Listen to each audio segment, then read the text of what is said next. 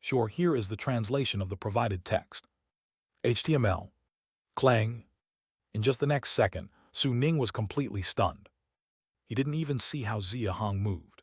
He only felt a tremendous force strike his arm, and in the next second, he found that his barrier blade was already caught by a slender, narrow, long blade. Merely catching it wasn't the end.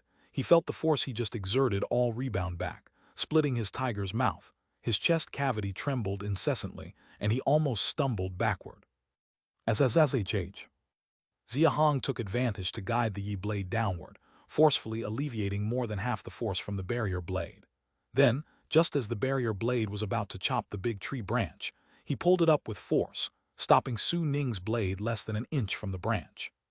More than 3 manes, similar to Yuan Cheng and Luo Yuan, very impressive. Su Ning pays respect to the leader. Su Ning held the barrier blade, calming himself for 3 to 4 breaths. He first bowed respectfully to Xia Hong and then suppressed the shock in his heart, secretly forcing a bitter smile. I was foolish with my level of strength. How could I possibly harm the leader? 2 months ago, when he just broke through to cold resistance level, Su Ning thought to himself that there was definitely still a gap between himself and Xia Hong, but the gap shouldn't be too large. Even if they started fighting, it shouldn't be too much of a problem. Thinking back at this moment, Su Ning only felt his face burn slightly. Just in that confrontation earlier, if Xia Hong hadn't taken advantage of the flow to lower, resolving the recoil force of the barrier blade, he definitely would have been sent flying with the blade. In the end, the barrier blade would surely break, and even if he didn't die, he'd probably be severely injured. Despite having basic strength over 3 manes, at the moment of clashing with Xia Hong's Yi blade, he still felt a misperception, as if he was using the sheep horn chisel to till the ground and dig mines when he only had the cultivation of the logging realm, not only ineffective, but also unable to bear the rebounding force. The leader's basic strength is at least 7 or 8 times mine. If Xia Hong knew Su Ning's thoughts at this moment, he would definitely shake his head helplessly. He hadn't lied earlier. Su Ning's strength of over 3 manes is indeed quite impressive in the current Great Xia. Aside from him, among those at cold resistance level in the camp, the highest basic strength should be Peng Bo with 8 manes, followed by Chen Yingyuan with 7 manes. Then there's Wu Tianxing and Chen Yingba, both with 6 manes. Then comes Xia Chuan with over 6 manes, Yuan Dao with over 5 manes. Yuan Cheng, Luo Yuan, and Su Ning in front are all with over 3 manes. The next are Zhao Long and others, basically between over 1 mane to 3 manes. Calculating purely by strength is naturally not feasible. With the qualification of the 4th level war body, after breaking through to cold resistance level, the most important aspect is obviously potential. Peng Bo, Chen Yingyuan, and the others are all at the late stage cold resistance level cultivation. At breakthrough to cold resistance level, having basic strength over 2 manes equals a superior war body. Over 1.6 manes equals an intermediate war body. Over 1.2 manes equals a lower war body. Which means, when they just broke through, the basic strength was generally only over 1 mane to 2 manes. Xia Hong observed that except for Peng Bo, who is a superior war body, among the other 3, Chen Yingyuan is intermediate, while Chen Yingba and Wu Tianxing are just lower war body. Among these 4 in the current batch of cold resistance level, their potential is not considered high. On the contrary, Su Ning, having over 3 manes right at the breakthrough, definitely a superior battle body. In the future, as long as he steadily breaks through the mid-stage and late stage, his basic strength will soon surpass Peng Bo and Chen Yingyuan. Xia Chuan and Yuan Dao should be in the 1st tier, Yuan Cheng, Luo Yuan, and Su Ning should be in the 2nd tier. The others can only be seen as the 3rd tier. The current battle body qualifications in Great Xia are quite numerous, and this doesn't even include the boost from the Holy Pattern. In the future, regarding cold resistance level, Great Xia will definitely be much stronger than other camps. Xia Hong's low mood due to the grouping martial competition within the logging realm improved greatly after seeing the Huayuan selection situation, and of course, Su Ning in front of him. Fortunate that you know to train these logging realm individuals in advance. This martial competition, Huayuan should certainly shine. How many groups have advanced so far? Upon hearing Xia Hong's praise, Su Ning's face immediately lit up with a smile and responded. The number of logging realm in Huayuan isn't large. We only divided into 31 small groups. We have carried out 7 rounds of selection, and 11 teams have advanced. I've roughly calculated in the end there might be 15 groups advancing. This number, when transmitted back to Xia City, could probably knock out Qiu Peng's teeth in shock. Thinking of this, Su Ning appeared very proud. The selection situation in Xia City and the other 4 outposts is really too poor this time. You should find some time to go back and explain to Qiu Peng how you train the logging realm. If feasible, implement it directly moving forward. Su Ning nodded immediately, feeling somewhat curious about how poorly Xia City and the other 4 outposts performed to this extent. It's been nearly half a year since the 4 families in the northern mountain merged in. How is the situation in that large area north of Huayuan now? After delivering the instructions, Xia Hong didn't forget the purpose of his visit and inquired about the situation in the northern mountain area. Hearing this, Su Ning's expression immediately brightened up, and he immediately took out a map made of beast skin from his arms, unfolded it, and handed it over to Xia Hong, saying, "The territories that originally belonged to the 4 families of Northern Mountain have been basically thoroughly explored by us, and we found a total of 2 iron mines, 4 coal mines inside, with a large diversity of rare fruit and medicinal herbs. The craftsman department specifically instructed us, everything that could be transplanted has been sent to Xia City, and as for those that are not easy to relocate, we will send people to patrol regularly. Once matured, they are picked immediately." Chapter 642, Chapter 269, An Unexpected Surprise, Su Ning's Rapid Growth, Part 3. "Leader, take a look over here." Su Ning first reported the situation of the northern mountain territory, then pointed to a more northern position on the map and reported, "Beyond those 4 territories to the north is a cliff. I've already brought back people from the 3 small camps nearby. Going further north, we have to ascend Twin Dragon Mountain." Xia Hong looked at the map, pondered for a moment, then nodded. 5-8 Mountain is located on the north bank of the Xing River, running east to west like the Xing River, stretching 15 kilometers and 5 kilometers in width from north to south. The earliest 11 camps of Xiao Qingcheng were actually always active only on the southern foothills of 5-8 Mountain. Later, when Great Xia took over this area, they began exploring towards the northern mountainside. Xiao Qingcheng's group merged into the camp last April. Su Ning took 8 full months to explore northward before finding the 4 camps in the northern mountain. Later, before this year's Cold Element Festival, he incorporated those 4 families into Great Xia. Now, 4 months have passed. The exploration of the northern mountain territory is finished. We've reached the southern rock face of Twin Dragon Mountain. Going further north indeed offers nothing left to explore. Ascending Twin Dragon Mountain was clearly Su Ning's teasing remark. Twin Dragon Mountain's cliffs stand at 2,000 or 3,000 meters, and it's either covered in year-round ice or engulfed in cold mist. Even Xia Hong himself dares not climb recklessly, let alone anyone else. "Why do you want to continue exploring eastward?" Xia Hong turned and noticed Su Ning's gaze fixed on the east side of 5-8 Mountain on the map, immediately teasing with a smile. Su Ning solemnly nodded, saying, "Not to hide from the leader, after finding no significant exploration value in the northern mountain, I've been contemplating this. Didn't you mention earlier that Xing Valley Pass is likely the only link between us and the outside world? Such an important strategic passage should be secured as soon as possible, so as to avoid unforeseen changes in the future." Xing Valley Pass. Looking at the name he had personally taken from the map back then, Xia Hong turned his gaze towards the dense forests rising steadily from west to east, a touch of ambition rising in his eyes. But he quickly calmed down, saying in a deep voice, "Our strength is not particularly strong, at least compared to what Yang and Li mentioned about the 9 towns of Mo Mountain. There is definitely still a gap. Since that's the case, there's no need to rush to open the connection between the valley and the outside world. Currently, the most important thing is to take Longyu. We've already occupied 2 of the valley's 3 most crucial resource areas. Only Long Mountain remains. Once we thoroughly grasp Long Mountain, the entire valley world of Pinxi Plain will inevitably fall into Great Xia's hands.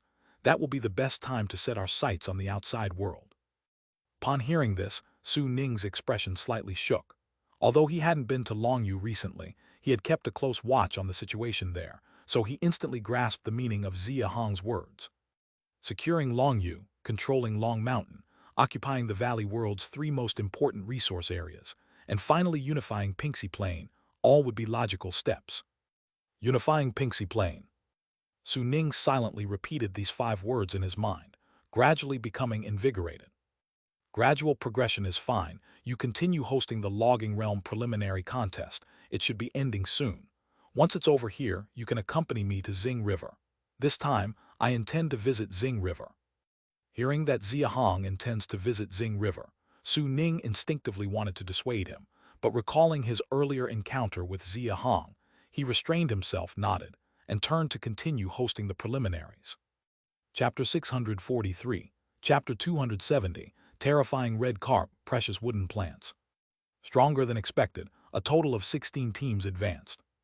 In the South Slope Snow Forest of 5-8 Mountain, Su Ning, who had just finished hosting the preliminary selection, rushed to find Xia Hong, carrying only a horizontal blade. The preliminaries in Huayuan were conducted simultaneously with Xia City, starting at night as well. The 31 teams spent over 8 hours in total, which was considered fast. It was just midnight now, the coldest time of the night. 16 teams advanced, 1,600 people made it to the second round, not bad. Su Ning nodded with a smile and said, "The second round uses the Earth-Digging Realm rules.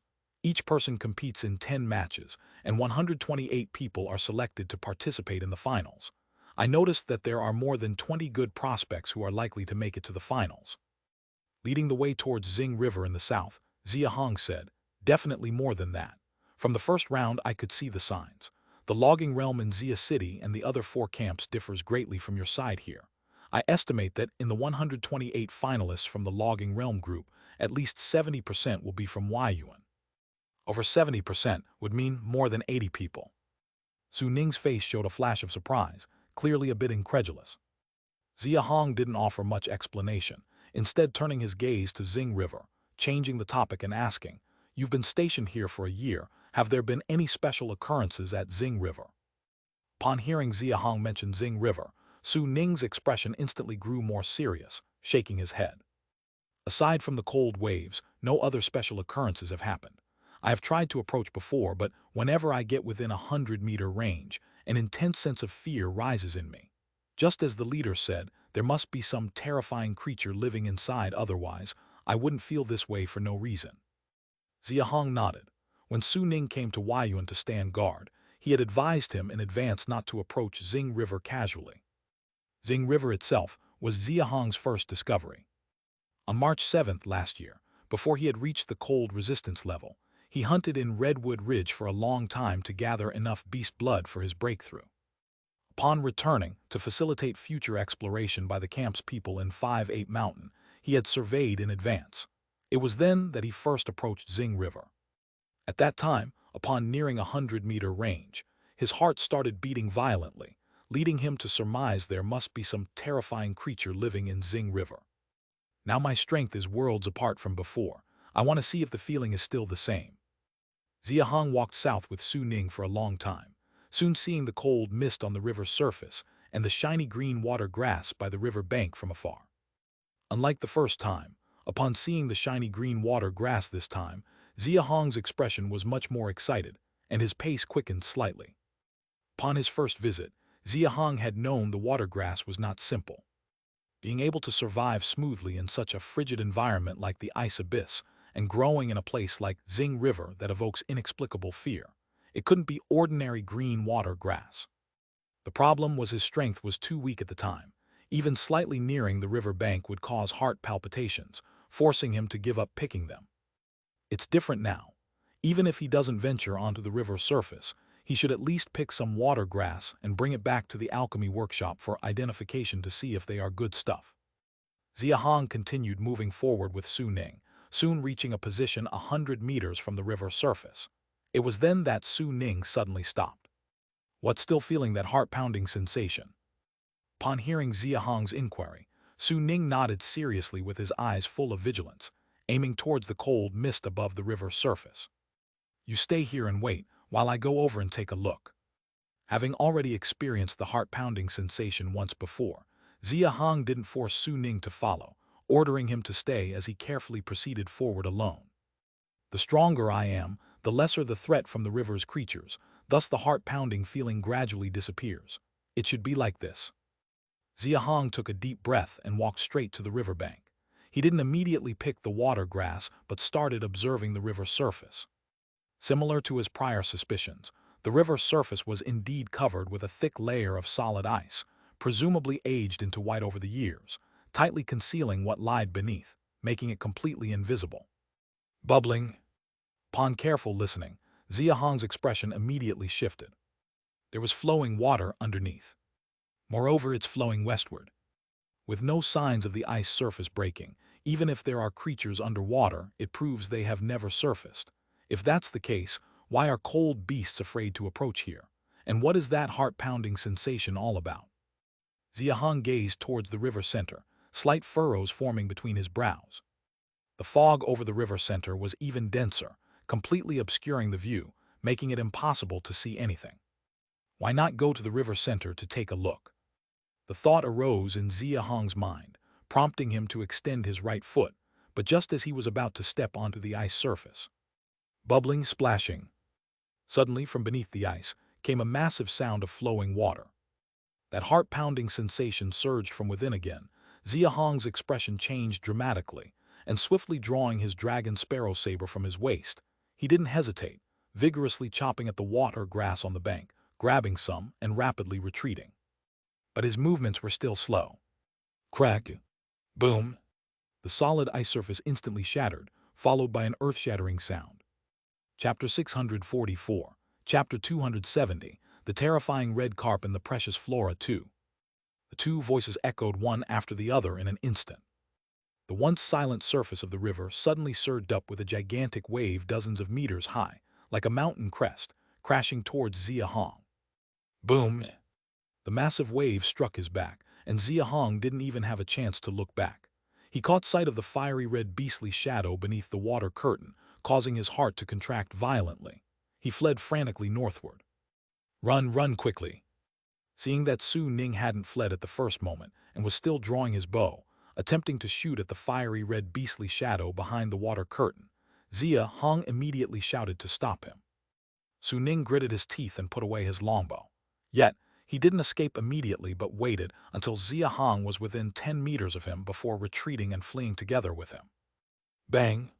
Before the massive wave hit his back, Xia Hong had already held his breath, concentrated, and mobilized his skin membrane defenses. However, when he actually came into contact with that force, a look of fear still appeared on his face. Like a cannonball, Xia Hong's body was directly knocked hundreds of meters away. Before being blasted away, Xia Hong still gritted his teeth and pulled Su Ning along with him. He had no doubt that if Su Ning were hit like him, his body would definitely explode immediately. Bam!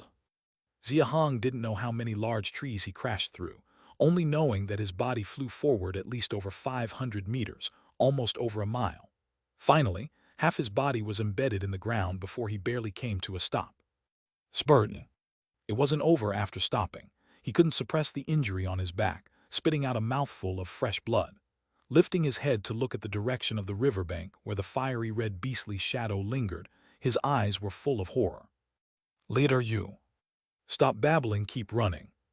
The gigantic wave stirred up by the fiery, red beastly shadow was still approaching their way. Xia Hong interrupted Su Ning, enduring the immense pain on his body, and swiftly fled northward. Su Ning also stopped procrastinating, not even daring to look back. He directly followed right behind Xia Hong in a wild escape. Li-li-li-li-li-li. A series of urgent bird-like shrieks came from behind. Having just taken the blood-sore pill, Xia Hong's face was filled with both fear and shock. Yet, he dared not slow down a bit and continued to flee northward with Su Ning in tow. Leader, that sound seems to be. It's a warning. It's warning us not to get close to the river. Xia Hong's voice was filled with horror, mingled with intense fear.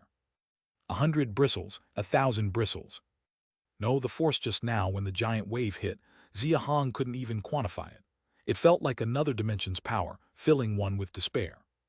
Importantly, it wasn't even the opponent's physical strength. It was merely the force from that giant wave when it broke through the ice surface.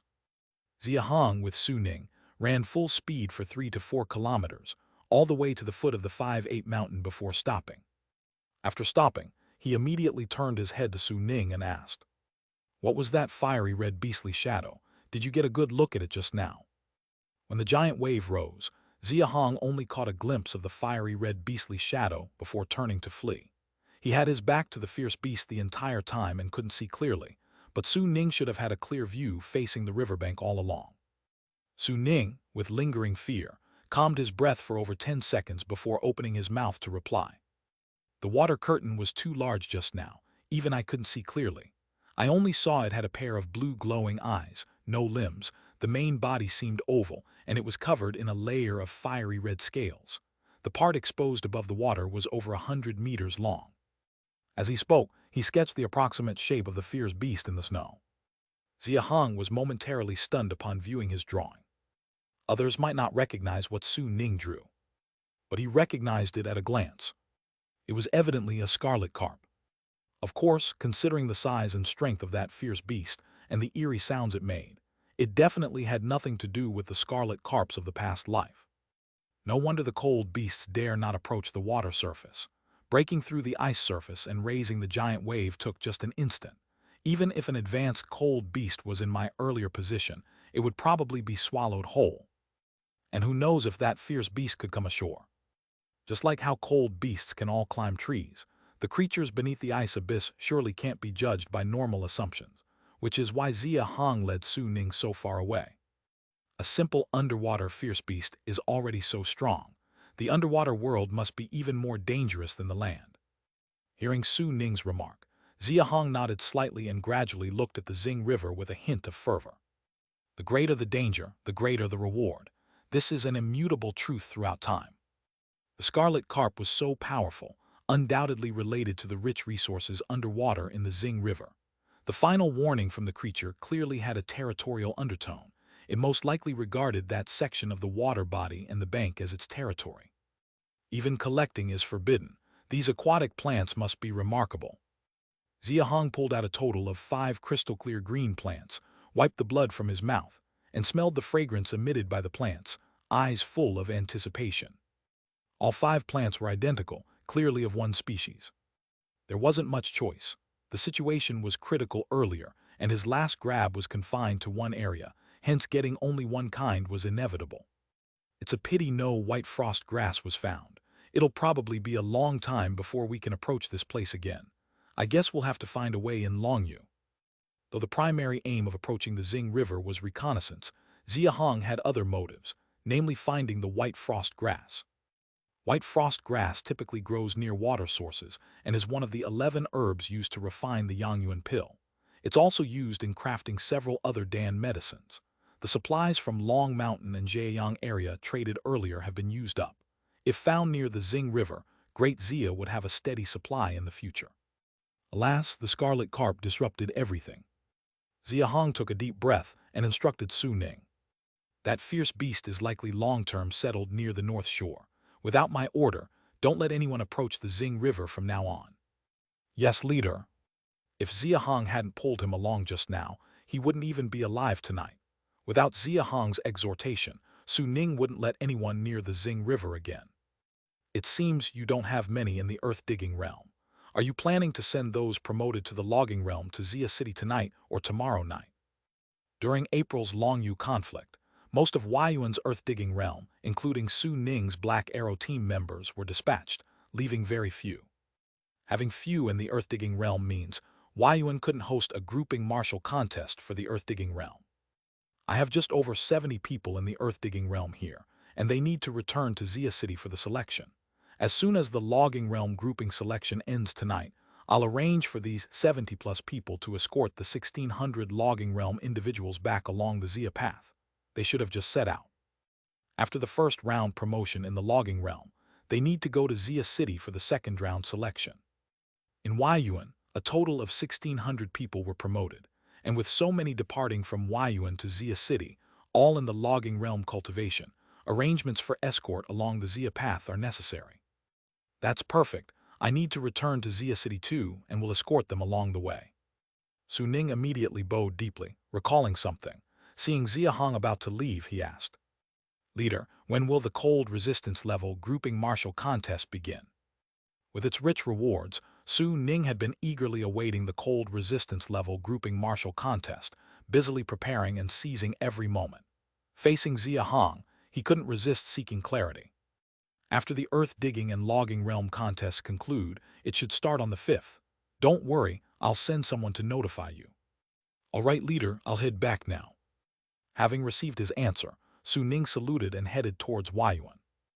Xia Hong, too, continued on his way, carrying the 5 plants, sweeping through the snowy night. He first found the Xia path connecting Huayuan and Xia City, soon locating the group that set out from Huayuan and stayed on the sidelines ensuring their safety. When Xia City came into view, Xia Hong detached from the group, swiftly reaching the main building and immediately ordered someone to fetch Cheng Feng. Cheng Feng, take these 5 herbs to the alchemy workshop for identification. Yes, leader. Cheng Feng took the 5 plants and quickly headed to the alchemy workshop. Chapter 645. Chapter 271. Eliminated Breakthrough Wave Green Lotus Grass. Arena number 3, 10th match for Meng Ning starting now. Arena number 41, 8th match for Chen Hua begin. Arena number 17, 9th match for Zhu Xing begin. Arena number 50, 10th match for Tong Xingsheng begin. The main road of the inner city was bustling with noise. As the voices of the referees echoed, in the arena surrounded by 50 wooden stakes, blades and swords were flashing. Some matches with significant strength differences concluded in just over 10 breaths, while evenly matched competitors fought tirelessly with no winner in sight even after 100 breaths. Dad, go for it. Go daddy go, go daddy go. By Arena 21, siblings Xiang Yan and Xiang Rong were shouting hoarsely with flushed faces to cheer on their father Xiang Ping on the arena, completely disregarding the teasing glances from those around them. How many matches has father had so far? Suddenly, 2 hands patted the siblings' shoulders, and as they turned their heads, smiles filled their faces. Brother, is the logging realm group selection over? Big brother, did you advance? Xiang Liang didn't verbally answer, he just nodded with a chuckle. Brother, I just heard only 7 groups advanced, you're incredible. Big brother is the best. Seeing the smile on their older brother's face, the siblings immediately understood that he had advanced, and they cheered joyfully. Xiang Rong, only 8 years old, couldn't help but leap into their big brother Xiang Liang's arms. Normally, Xiang Yan and Xiang Rong had a lot of admiration for their big brother Xiang Liang, especially after he risked his life to escape from the camp to offer treasures to the great Xia, sparing their family from labor duties, which made them admire him even more. They didn't notice the faint disappointment on Xiang Liang's face. But Xiang Liang didn't say much more.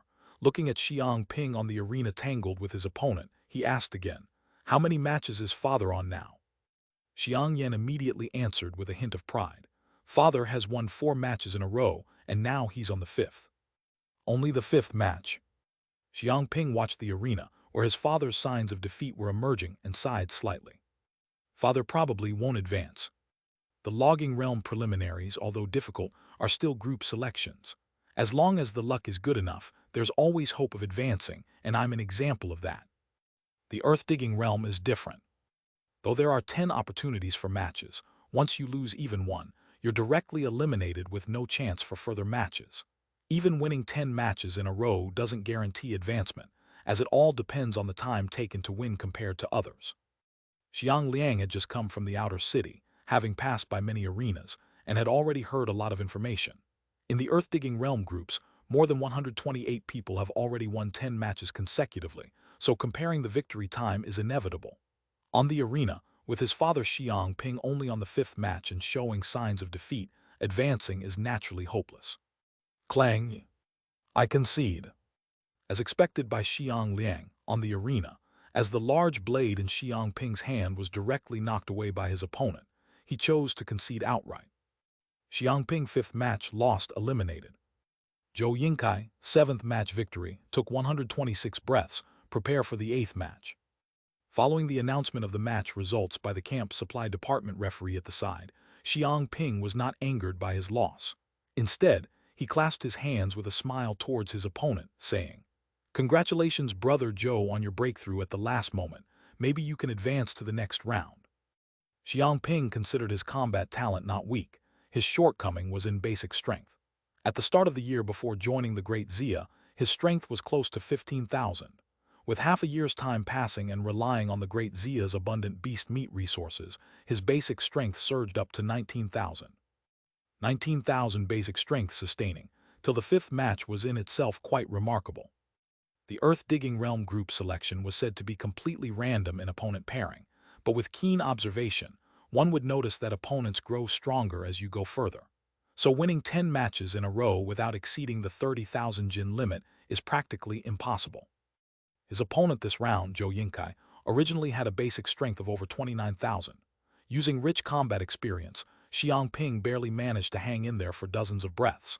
Unexpectedly, Zhou Yingkai managed a breakthrough at the last moment, surpassing the 30,000 Jin limit. His skin and membranes changed. He immediately realized that he couldn't win and straightforwardly chose to concede. The opponent breaking through the 30,000 Jin limit had the qualification to sprint for the 128 strong. Continuing to entangle would just lengthen his opponent's time, so instead of that, it would be better to go with the flow and show a favor, maybe leaving a good impression on the other person. Zhou Yingkai evidently noticed Xia Hong's intention, shaking his head with a wry smile and said, "Seems brother Xiang hasn't been paying much attention to the Earth-Digging Realm group's situation.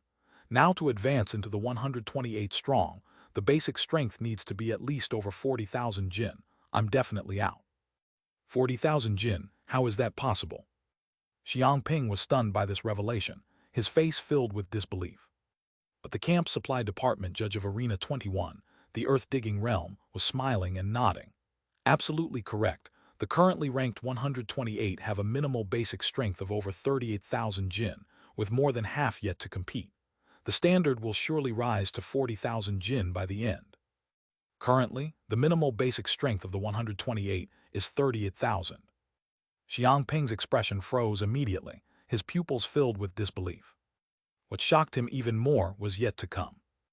Zhou Yingkai, seeing Xia Hong's expression, knowing he wasn't aware of other arenas' situations, sighed slightly and said, "Brother Xiang might not know, at the start of the Earth-Digging Realm group selection last night, 4 people immediately broke through to the cold resistance level, Ying Xuan, Ying Yi, Zhu Yuankai and Tong Xingguang, announcing their direct advancement. Later, it's been said a few others also broke through in succession. For someone like me, breaking through the 30,000 Jin limit, there are probably nearly 200 already. I never really hoped to advance." Chapter 646, Chapter 271, Eliminated Breakthrough Surge Green Lotus Grass 2. Xia Hong felt dizzy as he stepped off the stage. Since arriving in Great Xia at the beginning of the year and joining the hunting team, he hadn't had a clear grasp of the overall situation at camp. He only knew that Great Xia was very powerful, but the extent of its power was truly unexpected to him. According to what Zhou Yingkai just said, breaking through to the cold resistance level is not uncommon. With many exceeding 30,000 pounds of basic strength, his own strength, not even reaching 20,000, wouldn't even count as mid-level among those in the Earth-Digging Realm at camp. How many Earth-Digging Realm people are there in Great Xia, exactly? Xia Hong's muttering happened to be overheard by Xiang Liang, who was approaching. He had also heard the conversation on stage and understood his father's confusion. After a moment of thought, he spoke. "Before the competition, there were about 4,600, but I reckon, once this competition is over, it might double or even more. Double that, and it would be over 9,000, even 10,000. How is that possible?" Xia Hong was shocked, turning to see his 3 children standing nearby. Recalling that his eldest son Xiang Liang helped in the camp's supply department and was well aware of the camp's population, he continued to ask, "How can there be so many?" Xiang Liang shook his head helplessly and said, "Our camp's logging realm population was already close to 20,000. Adding another 12,000 from Longyu, the total exceeds 30,000. Ever since the announcement of the competition last month, everyone held back their cultivation from breaking through. Once the competition began tonight, there were continuous breakthroughs. On the Earth-Digging Realm side, it's not as exaggerated, but the breakthroughs in the Logging Realm group are just insane." At the moment, Xiang Liang could only describe it with these 4 words. Being in a later group himself, he watched the entire selection process of the Logging Realm group. From the 4th round, when Zhao Yuankang's group advanced, there was a group in the 5th round where all 3 members broke through to the Earth-Digging Realm in the Iron Cage simultaneously. The breakthrough wasn't the surprise. The key was that Qiu Peng didn't stop the assessment but let the group successfully hunt a cold beast and pass. This way, everyone realized that breaking through to the Earth-Digging Realm during the assessment wasn't against the rules. Once this was understood, the remaining teams went crazy. Entering the iron cage without other matters, anyone who could break through began breaking through during the battle. After all, the difficulty of hunting a cold beast decreased after breaking through, significantly increasing their chances of advancing. Moreover, the pre-competition group allocation was such that each team had a dozen or so at the peak of wood-cutting realm, resulting in breakthroughs to the earth-digging realm springing up like mushrooms after a rain. Across 18 selection rounds, starting from the 5th, almost every team had 5 to 7 people breaking through to the earth-digging realm after entering the iron cage. In total, just based on what I saw, there were at least 700 or 800 breakthroughs. Crucially, this is only in Xia City, including Mirror Valley, Huayuan, and Longyu. The number of breakthroughs easily exceeded 1,000. Moreover, this was only the first day of the competition. Since breaking through to the earth-digging realm didn't affect subsequent rounds, the number of breakthroughs in the upcoming days is bound to increase. After hearing his son's words, the surprise on Xia Ping's face gradually faded, leaving only numbness, and finally, a trace of sadness flashed in his eyes. Before merging with Great Xia, Feng was a medium-sized camp, and as the leader, Xia Ping naturally had some pride. After being incorporated into Great Xia at the beginning of the year, he didn't sink into complacency. Instead, he quickly chose to join a hunting team, earning contribution value through hunting, exchanging it for resources, training diligently, and planning to gradually improve his status as he became stronger. If possible, he wanted to establish his own hunting team and gradually rise to the upper echelons of Great Xia. But now it seemed this idea was a bit naive. The hunting department currently stipulates that an individual's basic strength must at least exceed 25,000 to qualify for forming a team. He hadn't even reached this standard, not to mention this was only one of the standards.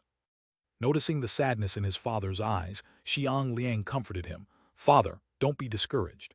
We've only been at the camp for 6 months, so it's normal to be behind others. As long as we keep striving forward, success is just a matter of time." Xia Ping nodded, gradually feeling a surge of fighting spirit. Though he was already 38, given Ice Abyss's average lifespan of over 40, he was indeed approaching old age.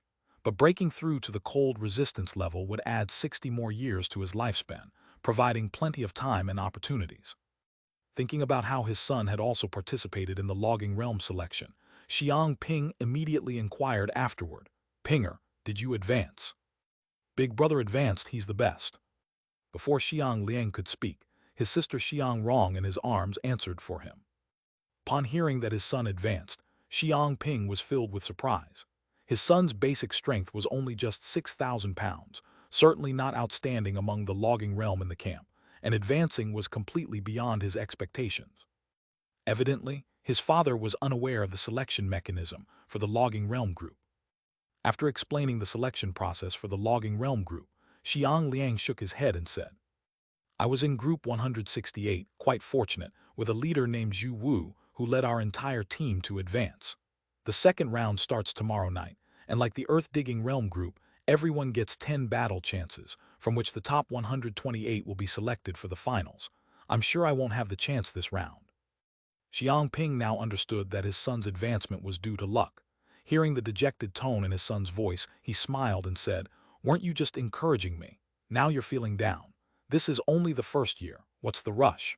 Our team captain says there will be one of these competitions every year.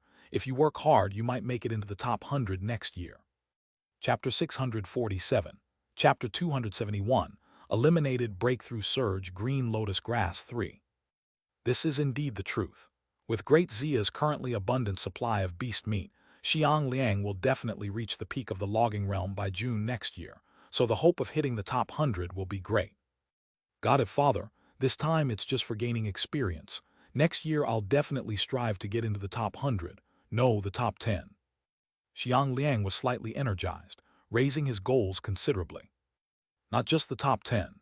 Given my age, if I want to catch up with the most outstanding people in the camp, I need to be in the top 3 by next year at least." "You have ambition."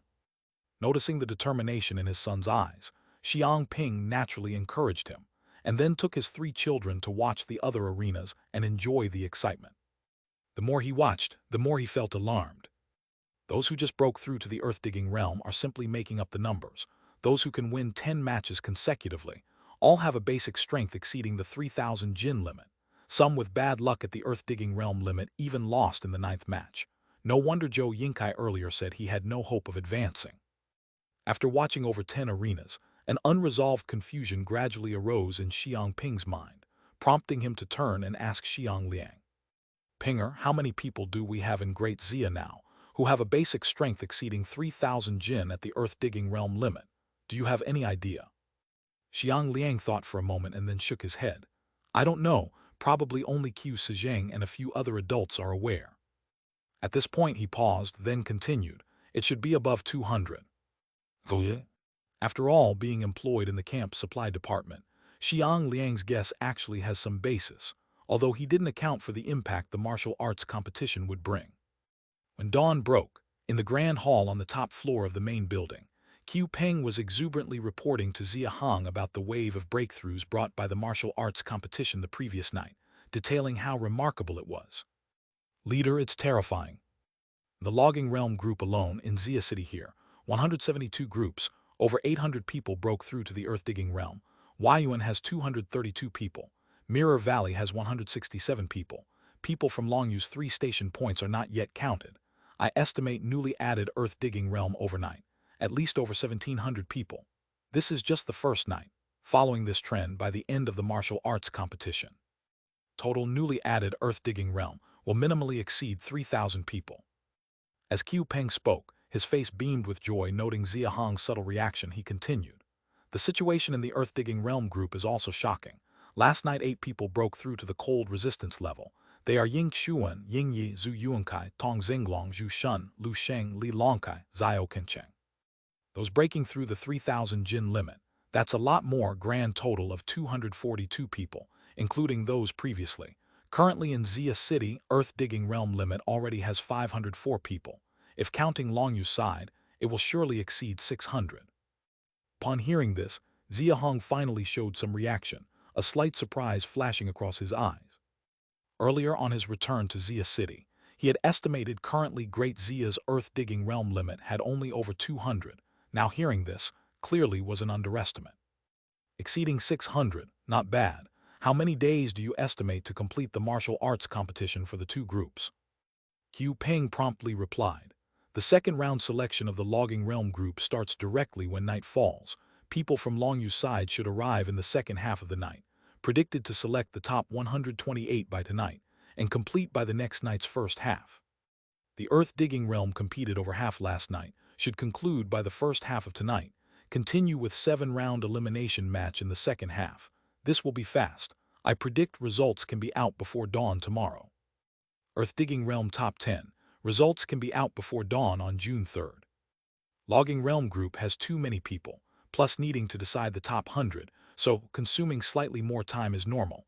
Outcomes can be available by night on June 3rd.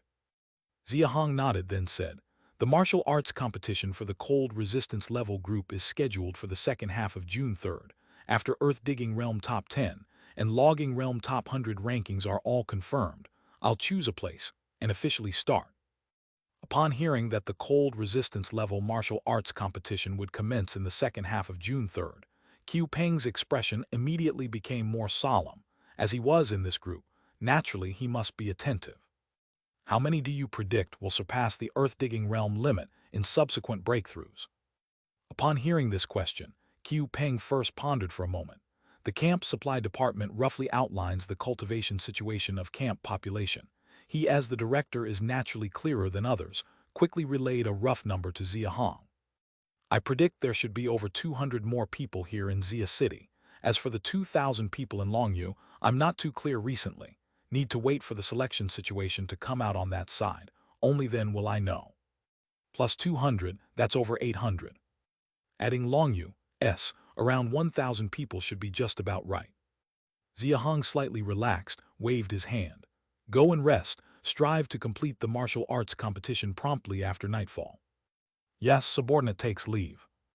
After Qiu Peng left, not long after, a series of information prompts emerged in Xia Hong's mind. Green lotus grass, beast-type spiritual medicine, assists beasts in gaining intelligence and boosting strength, also usable for human alchemy, currently no synthesis recipe.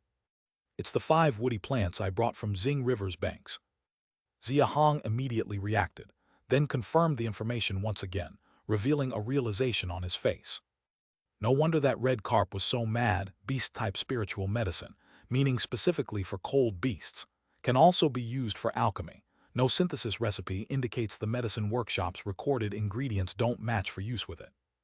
After pondering for a moment, Xia Hong suddenly thought of something. His eyes instantly sparkled.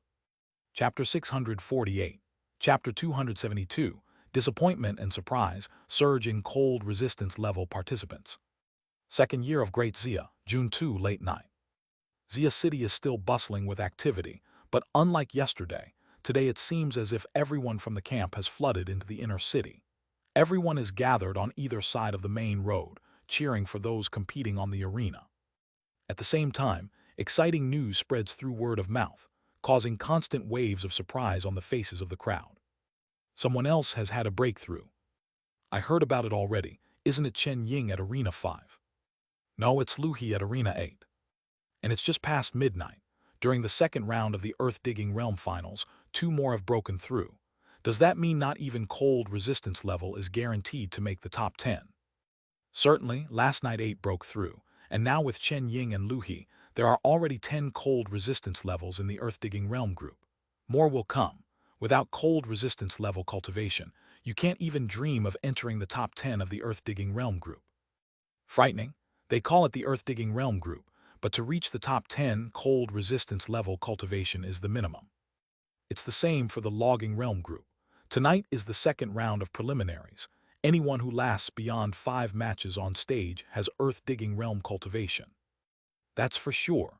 During last night's preliminary assessment, you could rely on luck to advance, but tonight luck won't do. Once you're on the arena for one-on-one, it's all about strength. I heard that during last night's preliminaries alone, Guangxia City had over 700 breakthroughs, even more when you count the other 5 strongholds. Without Earth-Digging Realm cultivation, there's not a chance to advance to the top 128. In the crowd, Luo Ming had just stepped down from the arena. Upon hearing the surrounding discussions, he clenched the fist under his sleeve, a trace of unwillingness flashing in his eyes. Old Chen and Old Lu have both broken through before us. Chen Ying and Lu, he used to buy coal from us, right? And now they've broken through to cold resistance level, truly. Li Bei and Shang Ping lightly sighed, then looked at the central Luo Ming, both falling silent. Chen Ying and Lu He are leaders of the Chen Yi and Lu Shang families, respectively, and could be considered old acquaintances. They had many dealings with them back when Rojal Camp was in charge of Redwood Ridge. 3 years ago, when Luo Ming led them away from Redwood Ridge, these two were still at Logging Realm cultivation, yet now they've broken through to cold resistance level, surpassing everyone's cultivation. If you talk about sentiments of change, none of them could compare to Luo Ming. After all, Luo Ming once stood on equal footing with Xia Hong. Now forget about old acquaintances like Lu He and Chen Ying. Consider Luo Yuan, Zhao Long, Zhao Hu, Zhao Bao. This batch of old Rojal Camp members. Not only have they all broken through to cold resistance level, but each holds important positions in Great Xia now, their status incomparable. In fact, since returning from Longyu over a month ago, Luo Yuan and the others haven't visited them even once. Including Li Bei and the others, Luo Ming naturally dared not voice any complaints. They even consciously avoid interacting with old Rojal members, fearing dealings with them. After all, they abandoned these people and fled from Redwood Ridge. Now they've returned ashamed. How could they face these people? Seeing Luo Ming's emotions grow increasingly low, Li Bei sighed slightly and advised. Big brother, don't be discouraged. You've started using beast blood. With Great Xia's current resource supply, breaking through to cold resistance level is only a matter of time. Making it to the top 128 is already quite good. Shang Ping followed up on Li Bei's words and nodded. Indeed, the 3 of us, Bei, Shang Ping, and myself, should break through the 3,000 Jin limit this year. Once we all reach cold resistance level, providing more contributions to the camp, Luo Yuan, Zhao Long, and they will naturally welcome us back. Hearing his 2 brothers' comfort, Luo Ming raised his head with a smile. But the smile was evidently forced. He clearly understands the principle of being 1 step behind leads to every step behind. The gap with Luo Yuan and others has already formed, and will be challenging to bridge. Just then Su Kang ran over from the outer edges, full of joy. Big brother, Xiao Cheng has already won 10 matches consecutively. He's currently ranked 79th in the logging realm group. As long as he can maintain it until dawn, he'll surely enter the top 128 and likely make it into the top 100 tomorrow. Upon hearing Su Kang's news, the trio of Luo Ming suddenly showed expressions of great joy and hurried to follow him towards the front of the main building. Isn't Xiao Cheng still in the earth-digging realm?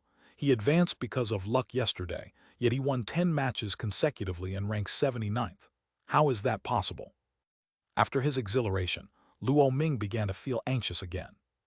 Even though his son arrived at Great Xia a bit earlier, until the martial arts contest started, his basic strength was only a little over 8,600 jin. Yesterday's preliminaries were advanced merely by luck, with the same group.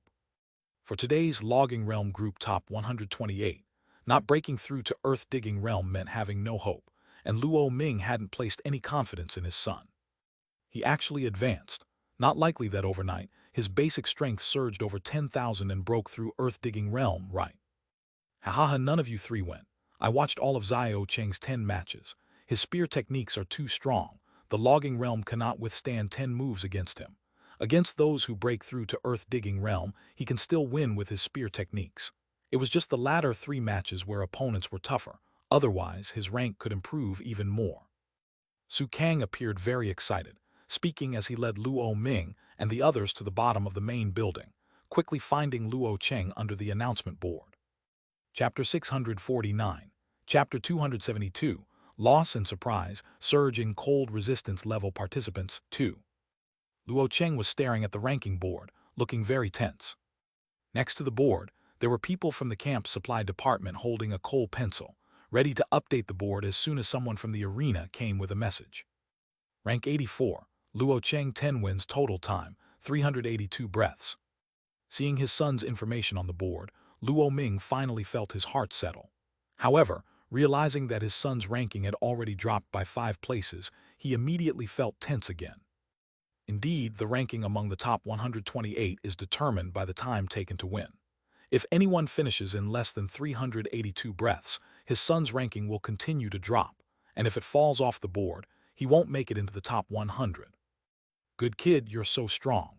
You're the only one of the logging realm on this list. Even if you don't make the top 100, it's enough to brag for months. Hahaha, not necessarily. We have to see how things go late at night. There might still be a chance. You surprised us all. Li Bei and Shang Ping looked much more excited. They were not as strong as Luo Ming and hadn't made it into the top 128 in the earth-digging realm division. If their nephew Luo Cheng could make it into the top 100 of the logging realm division, it would really be something to boast about. However, in the face of praise from his father and 2 uncles, the 11-year-old Luo Cheng showed no pride. Instead, he said frustratedly, "The leader personally guided my spear technique for over 2 months and gave me so many good things. If I can't make it into the top 100, I'll definitely let him down." Having arrived in the Great Xia for nearly 2 months, not only Luo Cheng, but Luo Ming and others had learned that Hong Yu from the Beehive was actually Xia Hong. Luo Cheng clenched his fists. Back at the Beehive, he had tried to perform a disciple's ceremony to Xia Hong, but was rejected, which he didn't understand at the time. After arriving in the Great Xia last month and discovering Xia Hong's true identity, he realized why. The number of geniuses in the Great Xia is staggering. During yesterday's preliminary match, there were at least 100 competitors in my age group within the earth-digging realm. My cultivation means nothing in the Great Xia.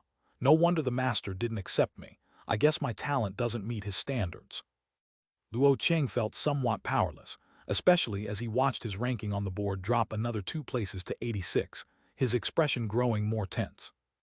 As he had just said, if Xia Hong hadn't taught him spear techniques for 2 months, it would be impossible for him to break into the top 128 with his current cultivation.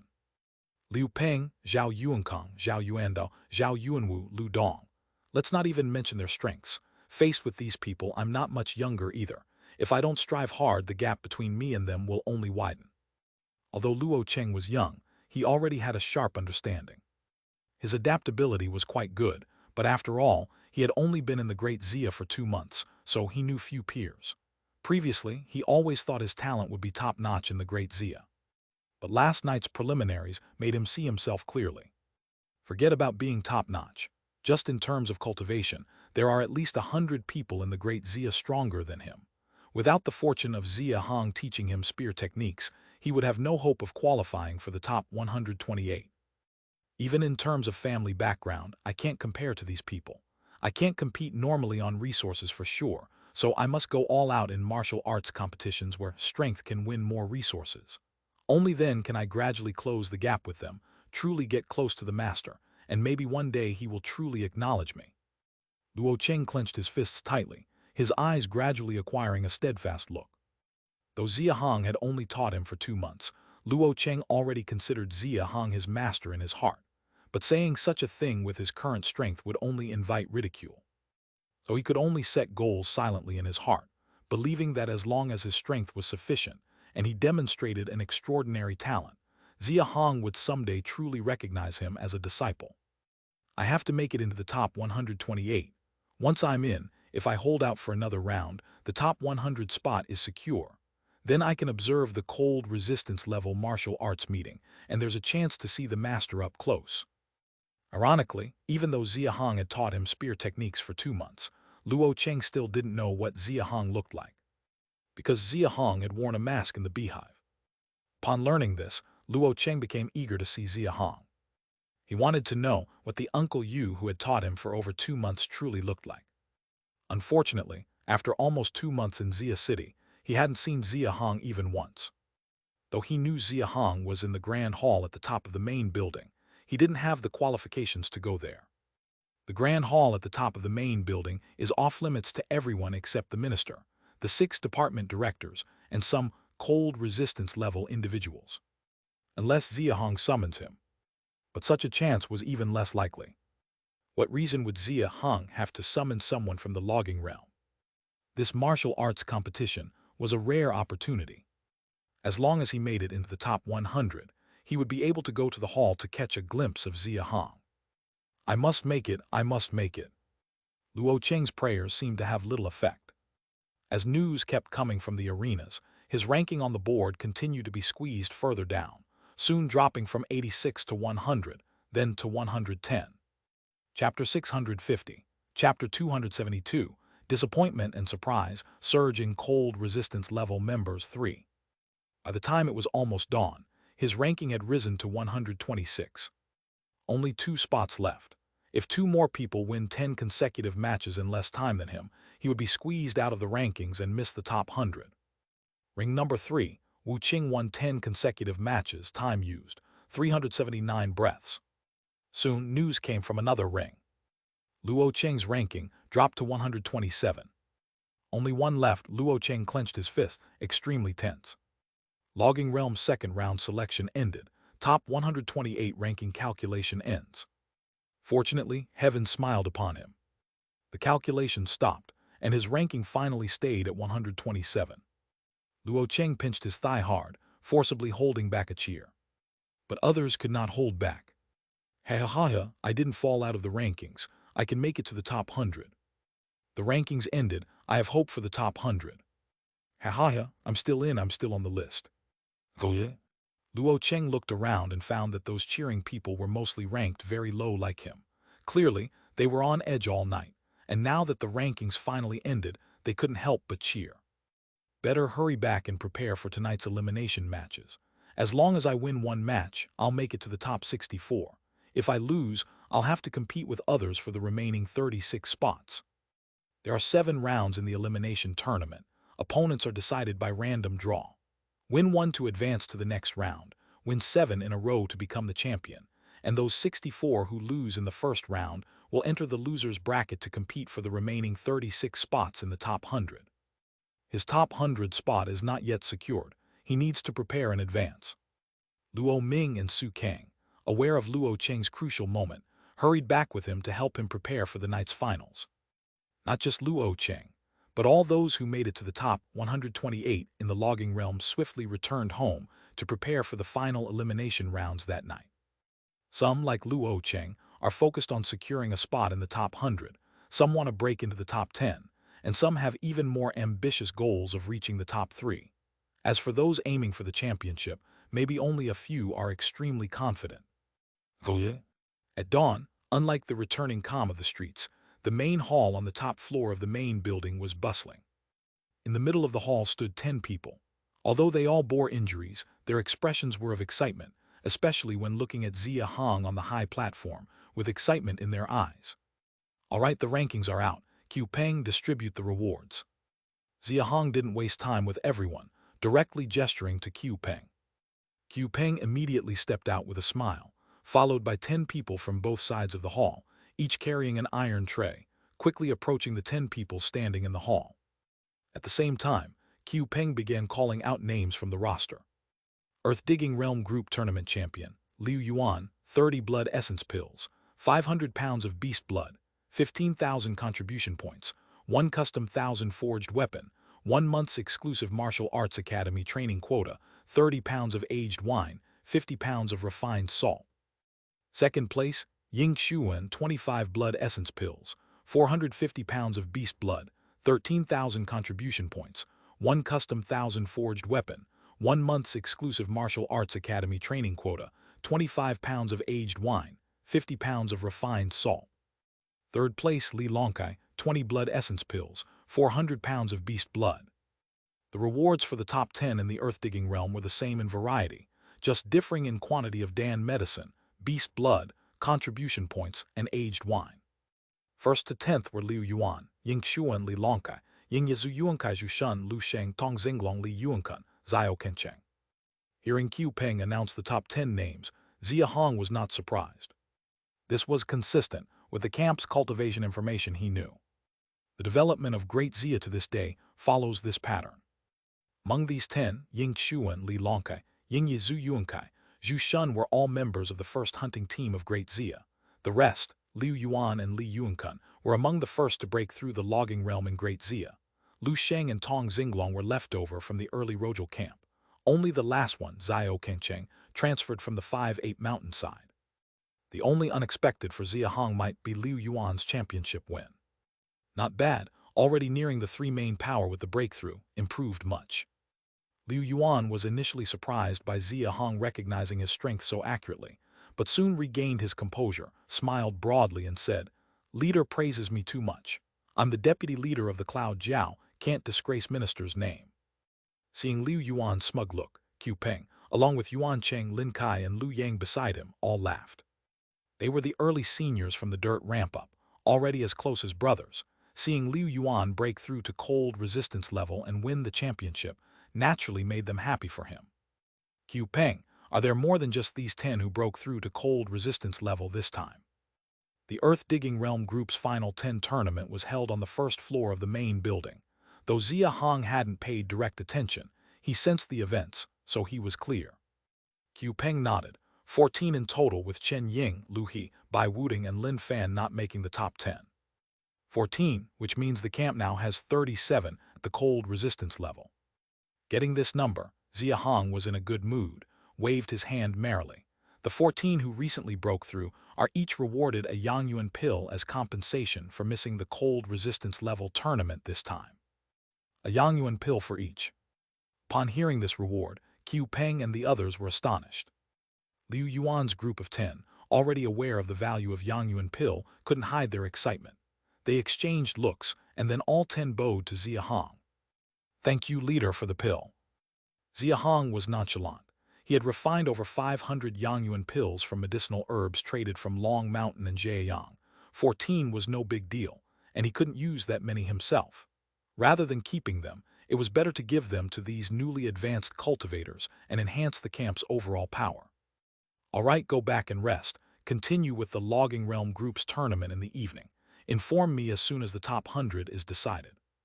"Yes, leader." Xia Hong waved to dismiss the people in the hall, then turned and went back to the inner chamber. Chapter 651, Chapter 273, Top 100 revealed, entering the hall team numbers as team names. June 3rd, nightfall. The battle for the top 100 places in the Logging Realm groups began on time. It is worth mentioning that Qiu Peng and others handed over the entire finals to Liu Yuan and 14 other newly appointed cold resistance level members, as they needed to prepare for the cold resistance level group match later that night. Yuan Bai, keep it up. Win another match and you'll have a chance to be in the top 10. Yuan Kang, go for it. Third sister, make sure you get into the top 3.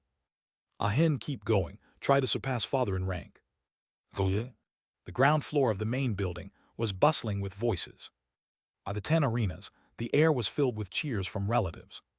Apart from family members, many from the earth-digging realm and participants who hadn't made it to the top 128 were present as well.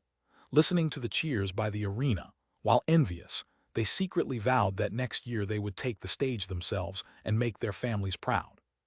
By the staircase on the second floor, Liu Yuan watched the arena with a group of cold resistance level members. Although they were said to be fully responsible, their actual role was merely to prevent unexpected incidents in the arena, as the camp supply department people were in charge of managing the arena matches.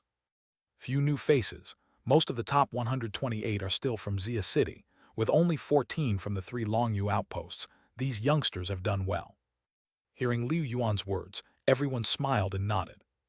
The people from Huayuan and Mirror Valley were originally from Xia City and were recently integrated into the camp along with the 3 Longyu outposts, which is indeed a bit different. Though now everyone belongs to Great Xia, naturally, from a closeness perspective, they still hope to see Xia City names on the top 100 list. Li Yuankun smiled and said, I checked. Most of the top 100 should be from Huayuan. Ningji is really shrewd, knowing to let the logging realm from Huayuan go out with a hunting team to acclimate to the environment in advance. They have 16 teams that advanced past the qualifiers and took up as many as 98 spots in the top 128. All were originally from the early days on the dirt slope, and Li Yuankun's close relationship with Su Ning's brother, led him to call Su Ning Ningji. Everyone looked a bit surprised hearing Li Yuankun's last words. With 98 spots in the top 128 taken, the final top 100 list might see Huayuan occupying at least 70 or 80%. Only Liu Yuan appeared unfazed, clearly already aware of the situation. Smiling at Li Yuankun, he said, You might not know, Ningji came back from Huayuan during the day. I heard he received 3 Yangyuan pills from the leader, for him to share his experience with Qiu Peng. It's expected that Xia City will also organize the logging realm to go out with the hunting team in the future. 3 Yangyuan pills. Li Yuankun and the others showed envious expressions upon hearing this. The leader's commendation for Su Ning seems to be aimed at fostering a competitive relationship between the outposts. Annual matches henceforth should become livelier. Ying Xuan sharply perceived Xia Hong's intention behind the commendation. Xiao Qingcheng also realized, nodding in agreement, certainly, and with the increase in personnel at each outpost, there will likely be a competitive relationship among logging realm, earth-digging realm, and even cold resistance level groups. Brother Xiao sure dreams big. If even cold resistance level groups compete, our great Xia's cold resistance level numbers might be overwhelming. Xiao Qingcheng and the others laughed at Zhu Shun's jest. Yet amidst the laughter, there was a distinct sense of anticipation. Everyone understood the implication behind Zhu Shun's words. This year's inter-outpost competition is limited to the logging realm group for the reason that the total number of earth-digging realm in Great Xia isn't high. Apart from the Wushuang and Hankyang outposts having 1,000 each, qualifying them to host their preliminaries independently, the earth-digging realm numbers in the other 3 outposts are too few, necessitating their participation in Xia City. The issue with earth-digging realm isn't significant, given the current wave of breakthroughs observed in this year's competition. By June next year, the number of earth-digging realm in Great Xia will certainly be sufficient to support independent preliminaries at each outpost, naturally leading to a comparison of earth-digging realm advancements at each outpost. But if Zhu Shun's suggestion about cold resistance level group competition comes to fruition, the difficulty level would dramatically rise. At a minimum, each outpost would need enough cold resistance level members to first manage an internal elimination round, right? I estimate that day won't be far off.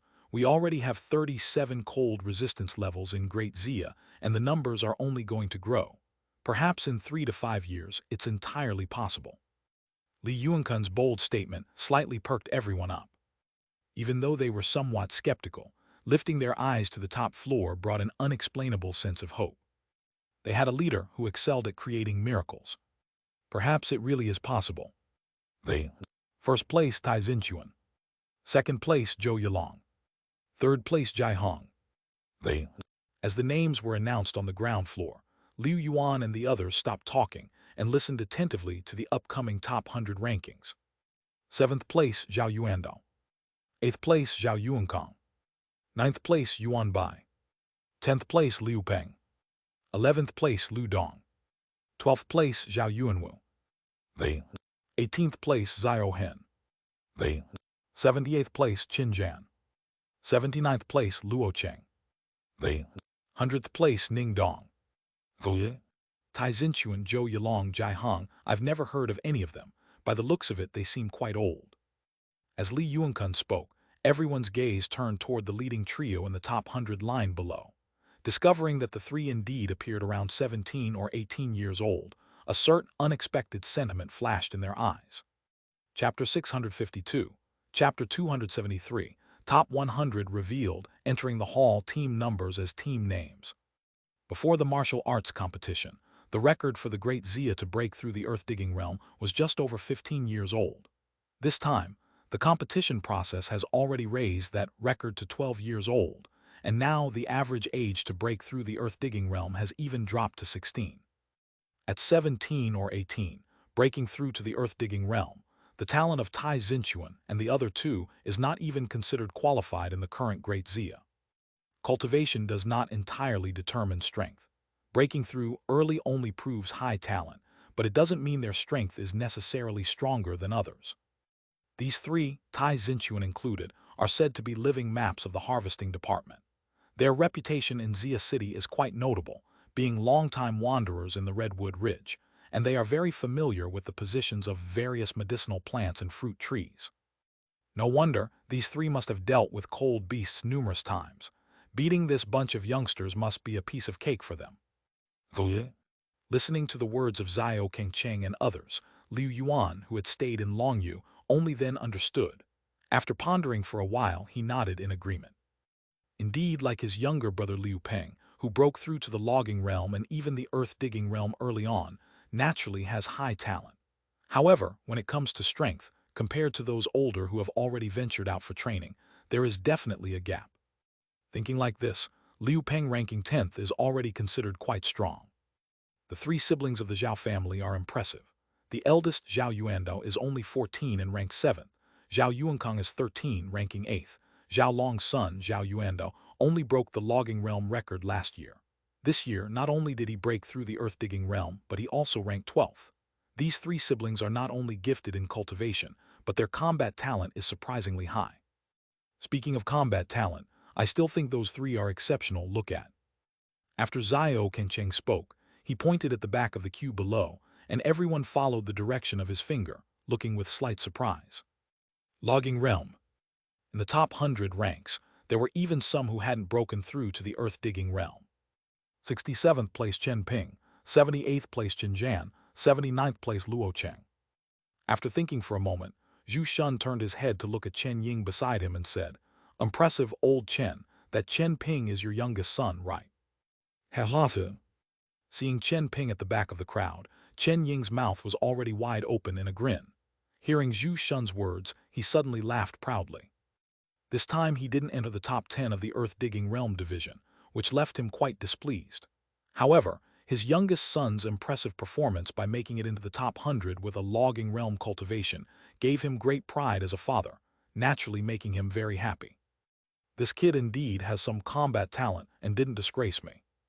Among the crowd, Ying Xuan, Ying Yi, Li Longkai, and other old acquaintances from Rojal camp had their gazes focused on Luo Cheng, their expressions slightly complicated. They all already knew that Luo Cheng was Luo Ming's son. So much time had passed. Actually, they couldn't say they harbored any resentment towards Luo Ming any longer. On the contrary, as their strength grew stronger and stronger now, there was even some gratitude. After all, if Luo Ming hadn't handed the camp over to the Great Xia back then, they probably wouldn't be living the lives they are now, and breaking through the cold resistance level would have been impossible. From that perspective, they indeed had some reason to feel grateful to Luo Ming. Of course, that was just a joke. As life got better and better, and their cultivation grew stronger and stronger, their loyalty to the Great Xia and Xia Hong was steadfast, with almost no emotional turmoil towards their former master Luo Ming. Once the candidates are confirmed, bring them all up. Suddenly, a voice came from the top of the main hall. That's the voice of the minister. The minister has returned from Longyu. That's for sure, because the cold resistance level group martial arts competition is about to start in the latter half of the night. Didn't Brother Ning also return? All the cold resistance levels should be back. Recognizing it was Xia Chuan's voice, everyone's expression showed some surprise. After realizing, Liu Yuan quickly headed downstairs to start gathering the top 100 personnel from the Logging Realm division, preparing to lead them into the main hall to meet Xia Hong. Soon, the top 100 from the Logging Realm division followed Liu Yuan and the other 14 newly promoted cold resistance level practitioners, taking the suspended staircase from the heart of the main, building up to the top-level main hall. From Tai Xinchuan, ranked 1st, to Ning Dong, ranked 100th, all the top 100 of the Logging Realm division were entering the top-level main hall for the first time. The vermilion front gates, the wooden floors carved with beast patterns. Looking up, one could see the golden ceiling, clearly a lacquer made from the ground powder of golden frost wood. Around the hall stood 16 2-meter-tall sculptures of cold beasts carved from beast bone. Unlike others, after a challenging selection spanning 3 nights, most of them entered the hall with a pilgrimage-like mindset. With such a mindset, coupled with the solemn and respectful atmosphere inside the main hall, along with the various things unseen in their usual camp life, the breath of these 100 people became noticeably heavier. Finally, when everyone cast their gaze onto Xia Hong, sitting on the high platform on the east side of the main hall, their eyes were filled with deep admiration and fervor. Finally, they saw the leader in person. To say, with the current situation, as the great Xia's population grew and territories expanded, it wasn't an easy task for those in the logging realm and earth-digging realm to have an audience with Xia Hong. Greetings, leader. Just returned from Longyu, Xia Chuan was the first to bow in salute to Xia Hong. Everyone standing behind him also bowed in salute to Xia Hong. Greetings, leader. Xia Chuan and the 37 cold resistance level practitioners represented the current elite forces of the Great Xia. Although not considered the new generation, the top 100 of the Logging Realm division behind the cold resistance level practitioners also represented a group of the most outstanding young people gradually growing in the Great Xia. Chapter 653. Chapter 273. Top 100 revealed, entering the hall team numbers as team names. Over 100 people in the hall saluted him simultaneously, and Xia Hong's emotions were somewhat stirred. All right, the rewards for the top 100 in the Logging Realm group will be distributed later by Q Peng. For now, I will announce 2 things. Xia Hong calmed his emotions and continued. The most important significance of this tournament is to select talents for the Great Xia. Selecting you is just the first step. The second step concerns where these talents of yours will go. Everyone was taken aback by these words, including Xia Chuan. Clearly, what Xia Hong was saying at this moment had not been previously mentioned to him. Great Xia is about to emulate Long Mountain and Jieyang by establishing our first formal army. Therefore, a lot of people will be selected from the best existing hunting teams in the camp. As a result, many teams will face a manpower shortage. These top 100 individuals, including those recently breaking through to the earth-digging realm, can perfectly supplement your teams so. The faces of all those at the cold resistance level present instantly lit up upon hearing this. Establishing an army, pulling people from hunting teams, supplementing team members. They understood Xia Hong's intention immediately. In the future, the annual tournament will be akin to a selection process, allowing all hunting teams to choose suitable members from this tournament. Who are suitable members? Of course, it is the top 100 individuals currently in the hall. These people, although they have just broken through to the earth-digging realm, their combat talents are among the top in the camp, and many of them possess first-class cultivation talents. If they can become members of a hunting team, it will undoubtedly be a tremendous help. After realizing this, everyone looked at the 100 people in the Logging Realm group with much more fervor in their eyes. Of course, a few at the cold resistance level, like Xia Chuan, Yuan Dao, Chen Yingyuan, Peng Bo, and including others like Yuan Cheng and Luo Yuan, did not waver in their gaze. They looked at Xia Hong with eyes clearly carrying some other meanings. Establish an army. These individuals have all seen the Longyu army and the Blood Guard army firsthand, so at this moment, Their minds could only focus on the 4 words Xia Hong had just spoken. Great Xia is about to establish a formal military force. Xia Hong's approach as a leader has already determined that he will at most provide necessary support to this army and will not lead it personally. Therefore, he will inevitably choose someone among them to take charge. Who will that person be? Many people present realize this point, but the hottest gazes came from Xia Chuan and Yuan Dao. Chen Yingyuan and Peng Bo were also somewhat tempted, but realizing something, they exchanged glances and slightly shook their heads, suppressing their emotions. Yuan Cheng, Luo Yuan, Qiu Peng, Lin Kai, Yue Feng, and others, realizing their strength was insufficient, all sighed lightly. It seems you all have an interest, so let's not beat around the bush. A fair competition. Whoever takes first place in this cold resistance level tournament will be responsible for establishing the army, and the number of Great Xia's first army will be named after the hunting team of the first placer. The number of the first army will be named after the hunting team of the first placer. In other words, if Xia Chuan takes first, the first army of Great Xia will be named Cloud Dragon Army. If Yuan Dao takes first, it will be called Dragon Martial Army. If Luo Yuan takes first, it will be named Tiger Leopard Army. At this instance, the eyes of those at the cold resistance level present immediately turned fervently hot. A swan's call leaves echoes, a man's name echoes through time. These are 8 words Xia Hong had said to them early on. To have their hunting team's name become an army's designation would undoubtedly be a tremendous honor for them. All right, let's draw lots. Longyu cannot be without defenders at cold resistance level, so this tournament must be completed by the end of the night. The battlefield will be chosen at Redwood Ridge. After drawing lots, everyone will proceed directly there. Xia Hong signaled to Qiu Peng beside him. Qiu Peng immediately took out a clay pot and then placed 23 numbered slips of paper into the pot. The cold resistance level group will adopt random combat with 4 rounds of drawing lots. In the first round, 23 are reduced to 12, with 1 person getting a bye. In the second round, 12 are reduced to 6. In the third round, 6 are reduced to 3. In the fourth round, 3 become 2, with 1 person getting a bye. The fifth round finals do not need a draw. The winner will face the person who got a bye. Winning makes one the first place, and the loser can challenge the person with a bye to compete for second place. With the rules explained, all 23 at the cold resistance level became solemn in expression. Starting with Xia Chuan, each drew a slip of paper from the clay pot. The cold resistance level group tournament officially begins. Chapter 654, Chapter 274, Weakness and Power, the final battle begins. On the outskirts of Redwood Ridge, a 500-meter square area had been cleared in advance, serving as the martial arts tournament arena for the cold resistance level group. The biting cold wind of the night did not dampen the enthusiasm of the crowd watching. Following Xia Hong to the east side of the area, everyone's eyes were focused on the 23 cold resistance level competitors about to face off.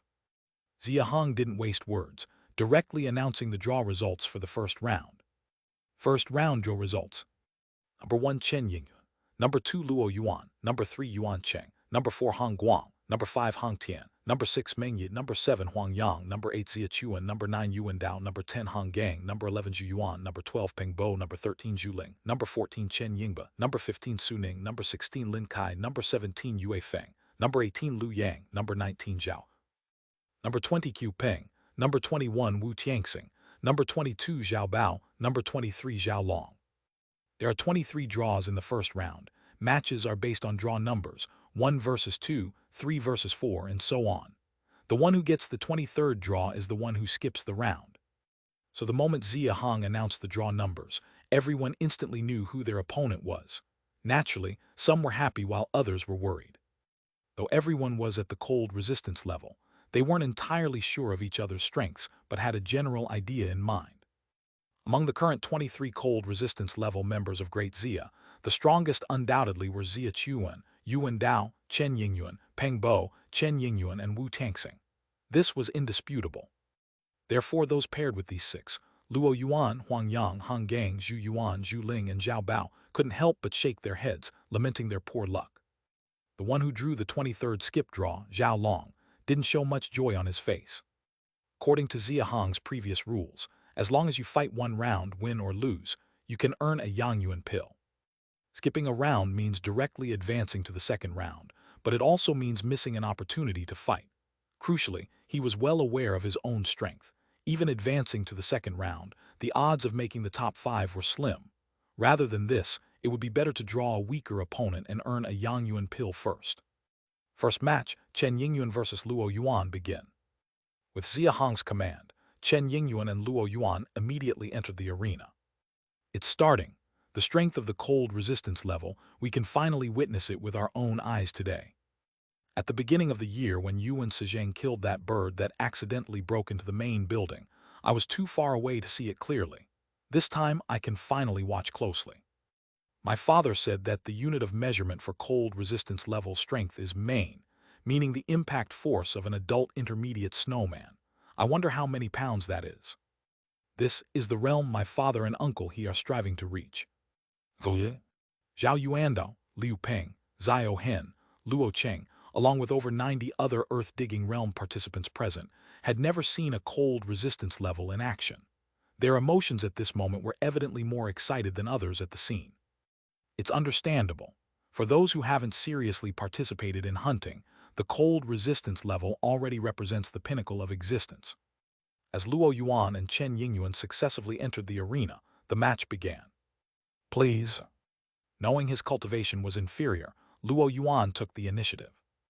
As his words fell, he rushed at Chen Yingyuan like a cannonball, his large blade drawing a dazzling arc in the night, catching everyone's eyes. So fast. How can that blade light be so bright? That's not blade light, it's snow mist melted by the high temperature in the airflow. Lord Luo's speed is so fast, his power so strong, that the snowflakes in midair were directly melted. Hiss.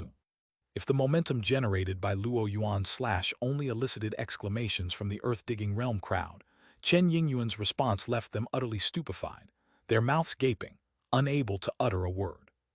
Chen Yingyuan's spear, slashing across the air, forcibly intercepted Luo Yuan's blade edge, and the spear tip rushed straight for Luo Yuan's neck. Just at that downward slash, the moment their powers clashed. Clang! A loud sound erupted, and an invisible shockwave violently spread to the surroundings, sweeping away the freshly accumulated snow on the ground.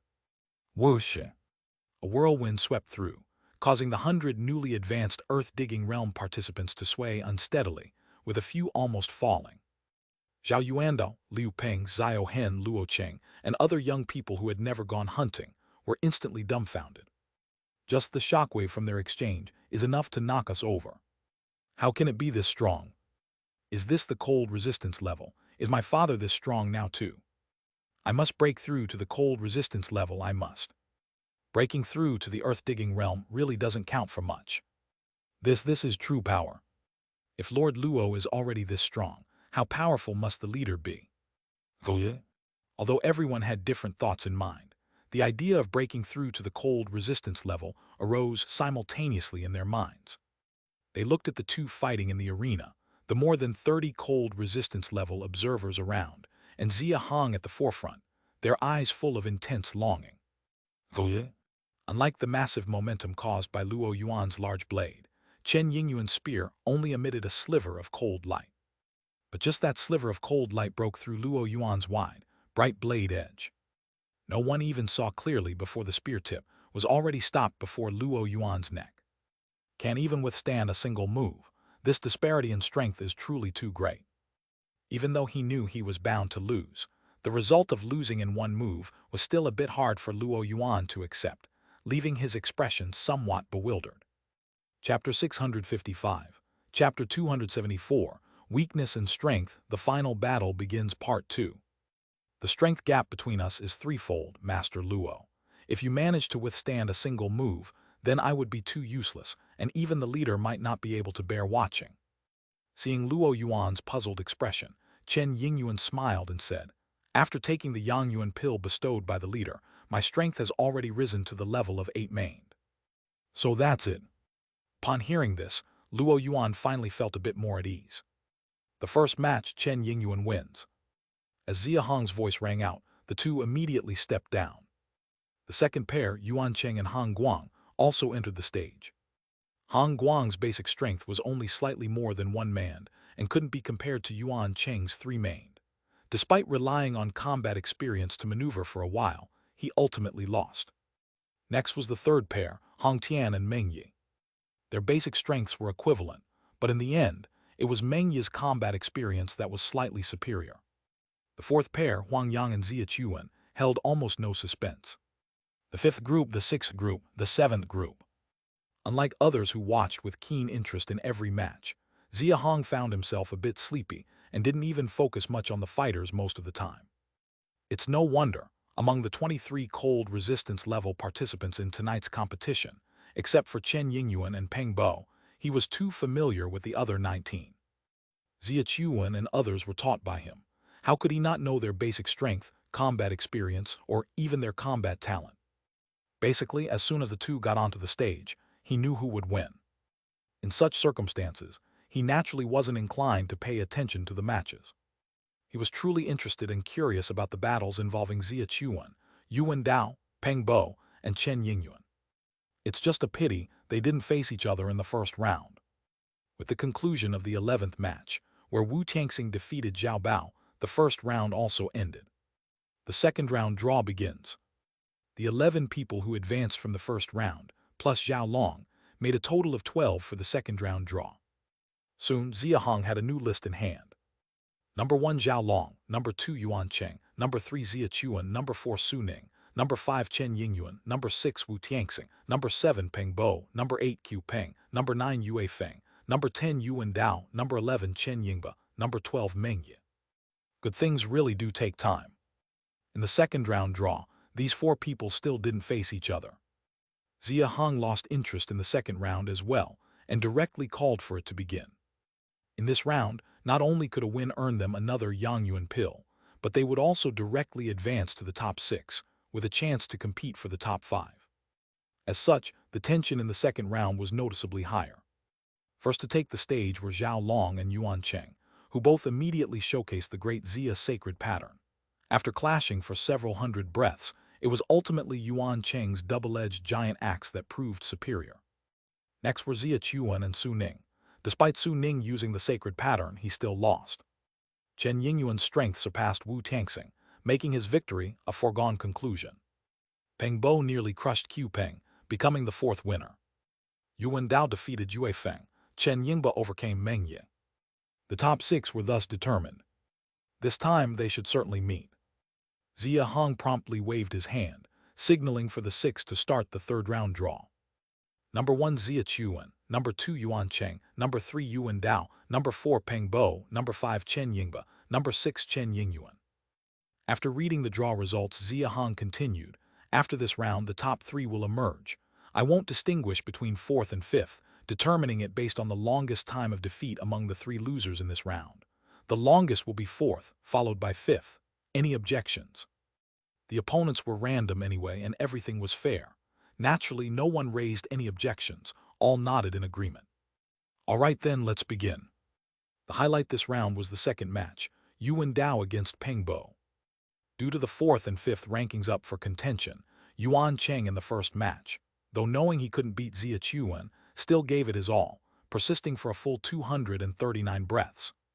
Then Xia Hong focused intently on the second match, Yuan Dao versus Peng Bo. Yuan Dao still wielded that broad sword, taking the stage without a word, immediately showcasing the great Xia sacred pattern, directly attacking Peng Bo to seize the initiative. Although Peng Bo had never fought Yuan Dao, having been part of great Xia for so long, he had some understanding of him and was not careless. He lifted the ghost head great saber in both hands, holding it in front of him, first testing Yuan Dao's strength. Bang! Nearly 8-maned. With just a single clash, the expression on Peng Bo's face changed instantly. Phew! Of course, that change was only momentary. He was in the late-stage cold resistance cultivation, with basic strength already at 8-maned. After taking the Yangyuan pill given by Xia Hong, his strength increased slightly, though not enough to completely overpower Yuan Dao, but still held an advantage. When it came to combat experience, as someone in his 50s, would he really be afraid? Director Yuan Dao, be careful. Peng Bo's expression brightened, and as he spoke, the ghost head great saber abruptly flipped forward from behind him. Sweeping aside the broadsword, it fiercely and diagonally cleaved forward, with the blade's edge sweeping through the snowy mist, the shrill knife whistle resonating throughout the venue. Whoosh! As the saber aimed for his chest, Yuan Dao's face showed little fear. Utilizing the force from Peng Bo's recent horizontal sweep, he withdrew the broadsword, then planted it into the ground at his feet, grabbing the hilt with both hands as he propelled his body into a low circular sidestep. Phew! Yuan Dao indeed managed to dodge Peng Bo's blow. But that wasn't all. After landing, he quickly drew the broadsword again, swiftly leveling the hilt and turning the blade's edge to the side, forcefully aiming it at Peng Bo, who couldn't stop in time. Knowing his strength exceeded Yuan Dao's, Peng Bo had nearly used all his might in that previous strike. The frightening force of over 8 mained made it impossible for his body to halt quickly. In a panic, he could only retract his large saber to block his side. Chapter 656, Chapter 274, Weakness and Strength, The Final Battle Begins Part 3. Bang!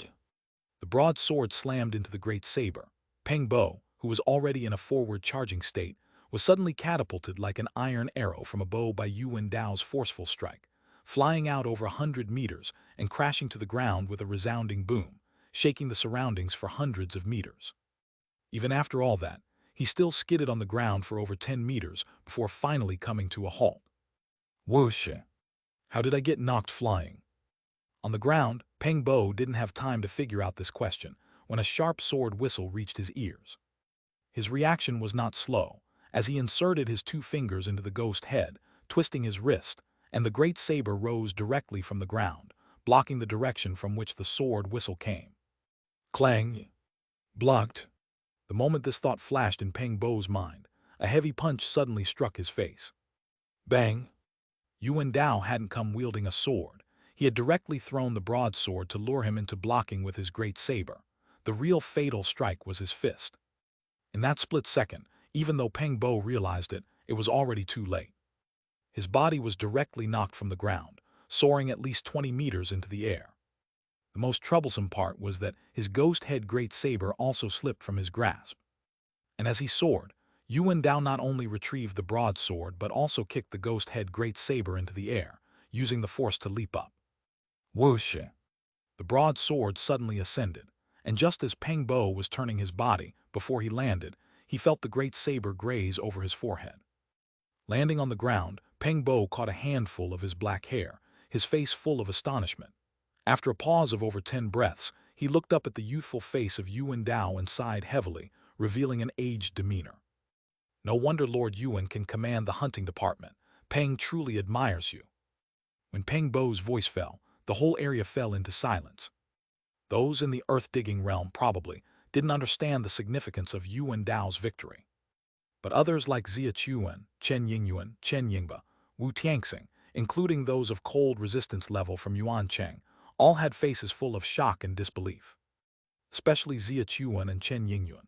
Their eyes on Yuan Dao carried not only shock, but also a hint of seriousness. Yuan Dao not bad. Peng Bo was defeated in 381 breaths, currently ranking 4th. Xia Hong smiled slightly, giving the first compliment of the night to Yuan Dao. Yuan Dao was indeed impressive. In the absence of superior strength, victory could only be achieved through combat experience and combat talent, or otherwise by giving it all. In internal competitions, neither side needed to give it their all. And in terms of combat experience, Yuan Dao was obviously not as seasoned as Peng Bo. Therefore, Yuan Dao's victory relied entirely on his extraordinary combat talent, something that couldn't be taught. Third match continue, Chen Yingba against Chen Yingyuan. This match was even less suspenseful. Though Chen Yingba had the basic strength of 6 manes, in terms of combat experience and talent, he wasn't on the same level as his elder brother. Key point was that Xia Hong had sparred with both of them, so he clearly knew Chen Yingba should have been taught by his elder brother hand on hand. Thus, there was nothing much else to say about it. It seemed to Chen Yingyuan entertained a little crooked thought, intending to prolong Chen Yingba's defeat, but after a light cough from Xia Hong as a prompt, he immediately realized he couldn't fool anyone and straightforwardly defeated his younger brother. Third match, Chen Yingyuan wins. Chen Yingba directly ranks 6th. 4th round does not need drawing lots. You will get a bye, and after Xia Chuan and Yuan Dao decide victory, you can compete with the loser for 2nd place. Fourth round, no need for a draw. Chen Yingyuan directly gets a bye, and can only be second or third. Among the 100 earth-digging realm present, most appeared puzzled. Only a few smarter ones picked up clues from the laughter of those of cold resistance level, and Chen Yingyuan's embarrassed smile. To be sly or cunning naturally requires payment of a price. Actually, it wasn't much of a price. Chen Yingyuan's strength was not as good as Peng Bo's, Xia Hong could confirm. Rather than as punishment, it was more a time saver. After an embarrassed smile, Chen Yingyuan nodded without any objection, clearly understanding in his heart. Come on, the last match, Yuan Dao versus Xia Chuan. The winner would be able to form the first army of the great Xia. Having rested for one match, Yuan Dao returned to the arena. On the other side, Xia Chuan also slowly walked into the arena. However, following behind him was a giant figure 3 meters tall. Seeing that imposing figure, Yuan Dao's eyes were full of seriousness, and his grip on his saber tightened. That is the minister's sword puppet. Wasn't the minister's sword puppet 5 meters tall? How did it shrink? It must be something the minister recently developed in Longyu. I feel it's even more terrifying than the previous 5-meter one. Chapter 657, Chapter 275, The Stunning Sword Puppet Vindication Cloud Dragon Army. Xia Chuan's sword puppet is rarely shown in the camp. Except for the Cloud Jiao team, most people have only seen its static form in the artifact refining workshop, and no one knows its exact strength. Moreover, the sword puppet before us is significantly different from last year's. Last year's sword puppet was over 5 meters tall, red in appearance, with an indistinct head and an open mouth.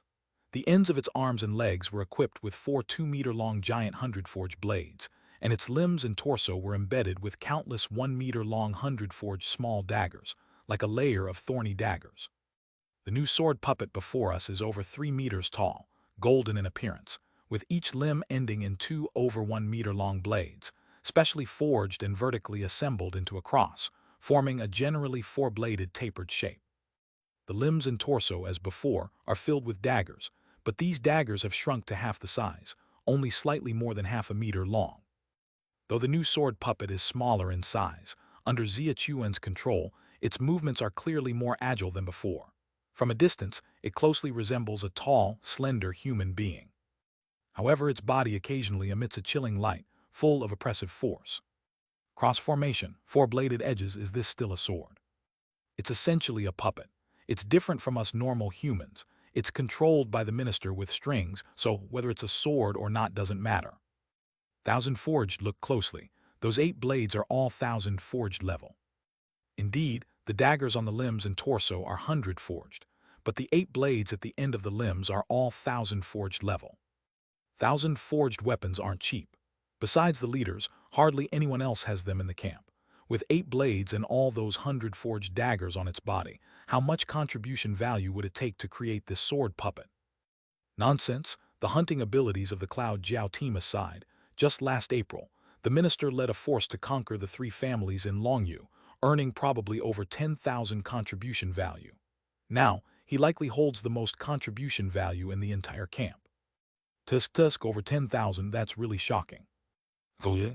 Unlike the astonishment of the onlookers, the 2 individuals in the arena remained exceptionally calm. Xia Chuan controlled the sword puppet to stand behind him, facing Yuan Dao.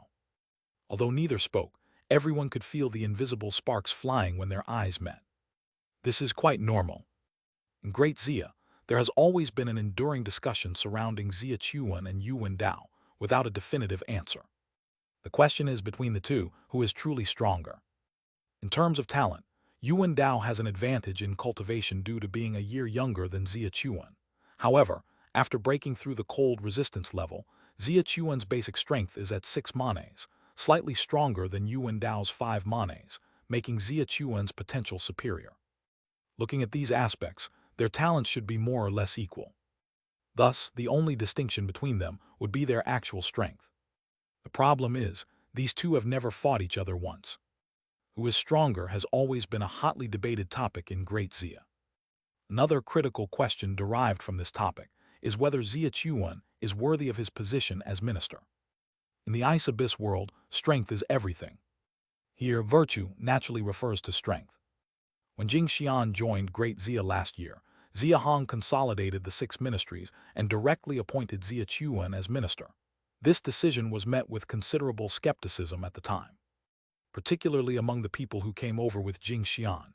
Yuan Dao personally may not have many objections, but Han Guang, Han Tian, Meng Yi, and others were quite resentful.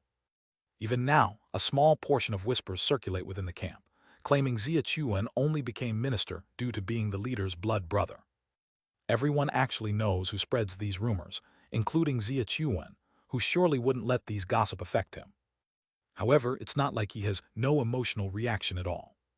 He is only 19, full of vigor, and faced with such doubts, how could he completely disregard them? Ultimately, he just realizes these voices of doubt wouldn't cause any concrete harm to the camp, so he chooses to ignore them. If given the chance, he would certainly choose to prove himself. At this moment, it's a rare opportunity. Yuan Sijeng, I won't hold back today, be careful. I've wanted to test Minister's sword puppet for a long time. Now that I finally have the chance, if you hold back, I might have a problem with that. Yuan Dao's fiery response clearly showed that he also wasn't entirely unaffected by the camp's discussion. The minister's sword puppet is formidable. Dao shamelessly takes the initiative. It's not just the response that's sharp, but also the action. Swoosh! As soon as the words fell, a holy pattern suddenly emerged on Yuan Dao's brow, as he raised the broadsword high and charged straight at Xia Chuan, his nearly 8 mane's strength propelling him forward with about 80,000 pounds of force, like a small mountain. The friction with the air caused by the momentum alone was enough to turn the accumulated snow into a mist. The snow mist raised by Yuan Dao was so vast that even the sword's edge hidden within was hard to discern, and people only felt a fierce wind approaching. In the next moment, they realized his body was already before Xia Chuan. Ignore the sword puppet and aim for Xia Chuan first. Capture the leader first. Clever strategy. Chapter 658. Chapter 275. The Stunning Sword Puppet Rebranding, Cloud Dragon Army Part 2. Xia Hong immediately saw through Yuan Dao's intention, but simply gave it a decent evaluation. Clang! The reason was simple. Although the new sword puppet was smaller than last year's model, it still stood over 3 meters tall, significantly larger than a human. Moreover, with Xia Chuan controlling it to stand beside him, Yuan Dao's plan was doomed to fail. Xia Chuan merely manipulated the strings with his left hand, causing the puppet to abruptly raise its left arm, horizontally blocking Yuan Dao's broad sword with a large blade. At the same time, the small dagger in Xia Chuan's right hand suddenly transformed into a black large knife over a meter long. With a swift upward motion, he slashed out a black blade from top to bottom towards Yuan Dao.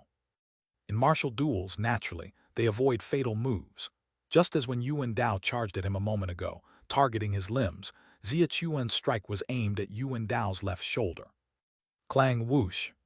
The broad sword and black blade collided, producing a crisp sound of metal clashing. Subsequently, a shockwave emanated from the two as the center, sweeping away the already thin layer of snow on the ground entirely, exposing bare earth to form a circular area of about 400 or 500 meters. Buzz! The crowd of onlookers surrounding the area finally realized why Xia Hong had set the venue for the cold resistance level duel to be 500 meters in radius. But realizing it now was a bit late. The shockwave spread outward, and while the 30-something cold resistance level individuals fared better, the 100 earth-digging realm ones suffered. They all planted their weapons into the ground, then gripped them with both hands, gathering their strength to brace themselves. The aftershocks from the earlier skirmish between Luo Yuan and Chen Yingyuan had already been enough to knock them down. Later in the battle between Yuan Dao and Peng Bo, they also couldn't keep their footing. And now, this shockwave generated by Xia Chuan and Yuan Dao was clearly more terrifying than the previous 2 encounters. If they didn't take any precautions and got flung away, it wouldn't be too bad, but getting injured would be too embarrassing. Everyone gritted their teeth, watching the shockwave approach. Just as the aftershock was about to arrive, Xia Hong at the very front moved. He simply extended his right leg and stomped the ground. Boom! Everyone felt the earth under their feet shake, and the once formidable shockwave approaching them was instantly nullified. Including the more than 30 cold resistance levels, everyone was dumbfounded. Just a stomp of the foot, I didn't even see the leader exert any force. The leader's strength is incredible. While the crowd at the sidelines was astonished by Xia Hong's effortless stomp, the battle between Xia Chuan and Yuan Dao in the field had already reached an intense peak. The black blade Xia Chuan had just slashed with his right hand didn't manage to hit Yuan Dao's left shoulder, because Yuan Dao used the momentum from the clash of his broadsword and the sword puppet to spin his body midair, directly moving to the rear of the sword puppet. It was clear to Yuan Dao that defeating Xia Chuan without considering the sword puppet was impossible, so he shifted his target directly to the sword puppet. He gripped his broadsword with both hands, avoiding the sword puppet's large blades on its limbs, frenziedly hacking and slashing at its body and main frame. After a series of clashing sounds, he indeed managed to slice off quite a few pointed blades. His broadsword is also at the 1,000 forged level. The pointed blades on the body and frame of Xia Chuan's sword puppet are made of 100 forged material, so they naturally can't withstand it. Xia Hong's eyes flashed with appreciation as he watched Yuan Dao. Because the sword puppet was covered in pointed blades, Yuan Dao had to avoid them. Thus, his maneuvering space in the battle with Xia Chuan was greatly constrained. Cutting off those pointed blades should just be the first step. The next step would likely be targeting the main limbs. Just as Xia Hong predicted, after severing quite a few pointed blades, Yuan Dao indeed targeted the sword puppet's limbs, specifically the large blade at the end of the right leg. However, Xia Chuan wasn't easy to deal with either. The pointed blades on the sword puppet's main frame were damaged, but Xia Chuan didn't panic at all. His left hand continued to control the limbs, aggressively attacking, continually compressing Yuan Dao's movement space. Simultaneously, his right hand repeatedly slashed out black blades, pushing Yuan Dao step by step away, preventing him from focusing his attack on the sword puppet's right leg. Breaking a point to a surface, Xia Chuan is controlling the sword puppet with one hand, so it's hard to maintain balance. He saw this point, so if he just breaks the right leg, Xia Chuan won't be able to control it with one hand. This Yuan Dao, his combat talent is indeed amazing. Clang! The broadsword collided with the right leg once more, and sparks violently erupted.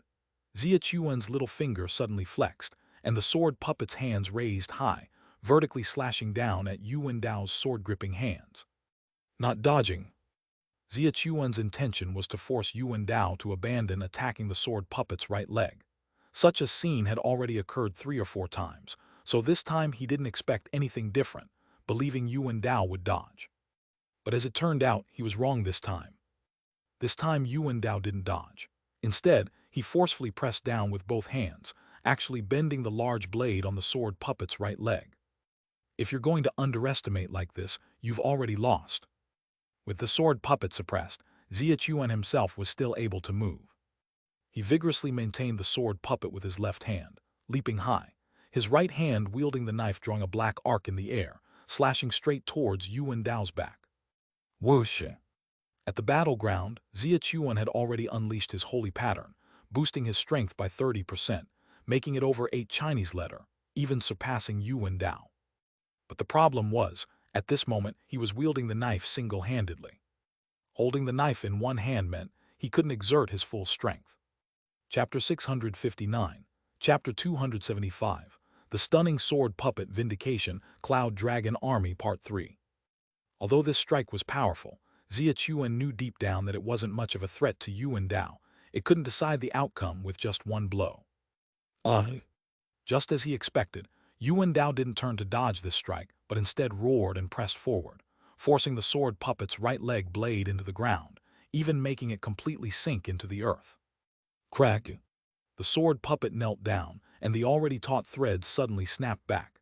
Xia Chuan heard a crack from his finger bones, and his expression changed drastically. Bam!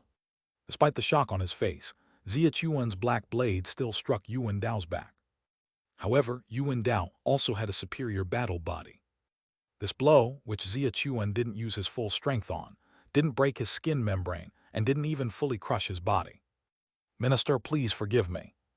Yuan Dao roared, withdrew the broadsword pressing down the sword puppet, and suddenly turned around to slash at Xia Chuan's chest. The real target is still Xia Chuan. Not only Xia Hong, but all the cold resistance level observers on the scene saw the intention. Yuan Dao's target from beginning to end was Xia Chuan. The concentrated attacks on the sword puppet, pressing down its right leg blade, were all to lure Xia Chuan closer. Taking the blow on his back and swinging back with the broadsword was Yuan Dao's real aim. His timing was nothing short of astonishing. This is an innate combat instinct, unrelated to talent, something that can't even be trained. Yuan Dao is a born combat master. This isn't a life-and-death battle, otherwise Xia Chuan might really. Before Xia Hong could finish his thoughts, the following scene completely changed his mind, and his gaze towards Xia Chuan changed instantly. SSS. The threads were retracting too quickly, creating a sharp hissing sound as they rubbed against the air. Shashashashu. The sword puppet began to shake rapidly, and the ground around its right leg erupted with dust and gravel flying. The whole ground was uplifted in the midst of flying dust and stones. Bam, bam, bam. The right leg blade of the sword puppet is spinning. So fast it's opened with edges on all four sides, that's why the ground got plowed open. The sword puppet doesn't need to stand up, it can attack directly from the ground. Whoosh. Just as those behind Xia Hong discussed, the sword puppet's shaking was due to its right leg buried in the ground starting to spin rapidly. The already four-edged blades, by spinning, directly overturned the ground and even attacked towards Yuan Dao's back. Yuan Dao, swinging the broadsword horizontally, sensed the strike coming from behind but still refused to give up, continuing the slash towards Xia Chuan's waist. Slash. Xia Chuan couldn't break Yuan Dao's skin membrane because he wielded the sword single-handedly. But Yuan Dao's sword was different. He used both hands, and it came after a circular swing for power. The sword edge cut through his waist, and Xia Chuan's lower abdomen immediately bled profusely. This was the most serious injury in tonight's combat match. All the cold resistance level spectators' faces changed. They turned to look at Xia Hong ahead, and seeing his expressionless face, they relaxed.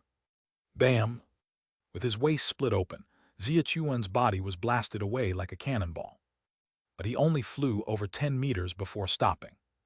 With his nearly EIGHT Chinese letter strength, Xia Chuan shouldn't have been knocked only that far.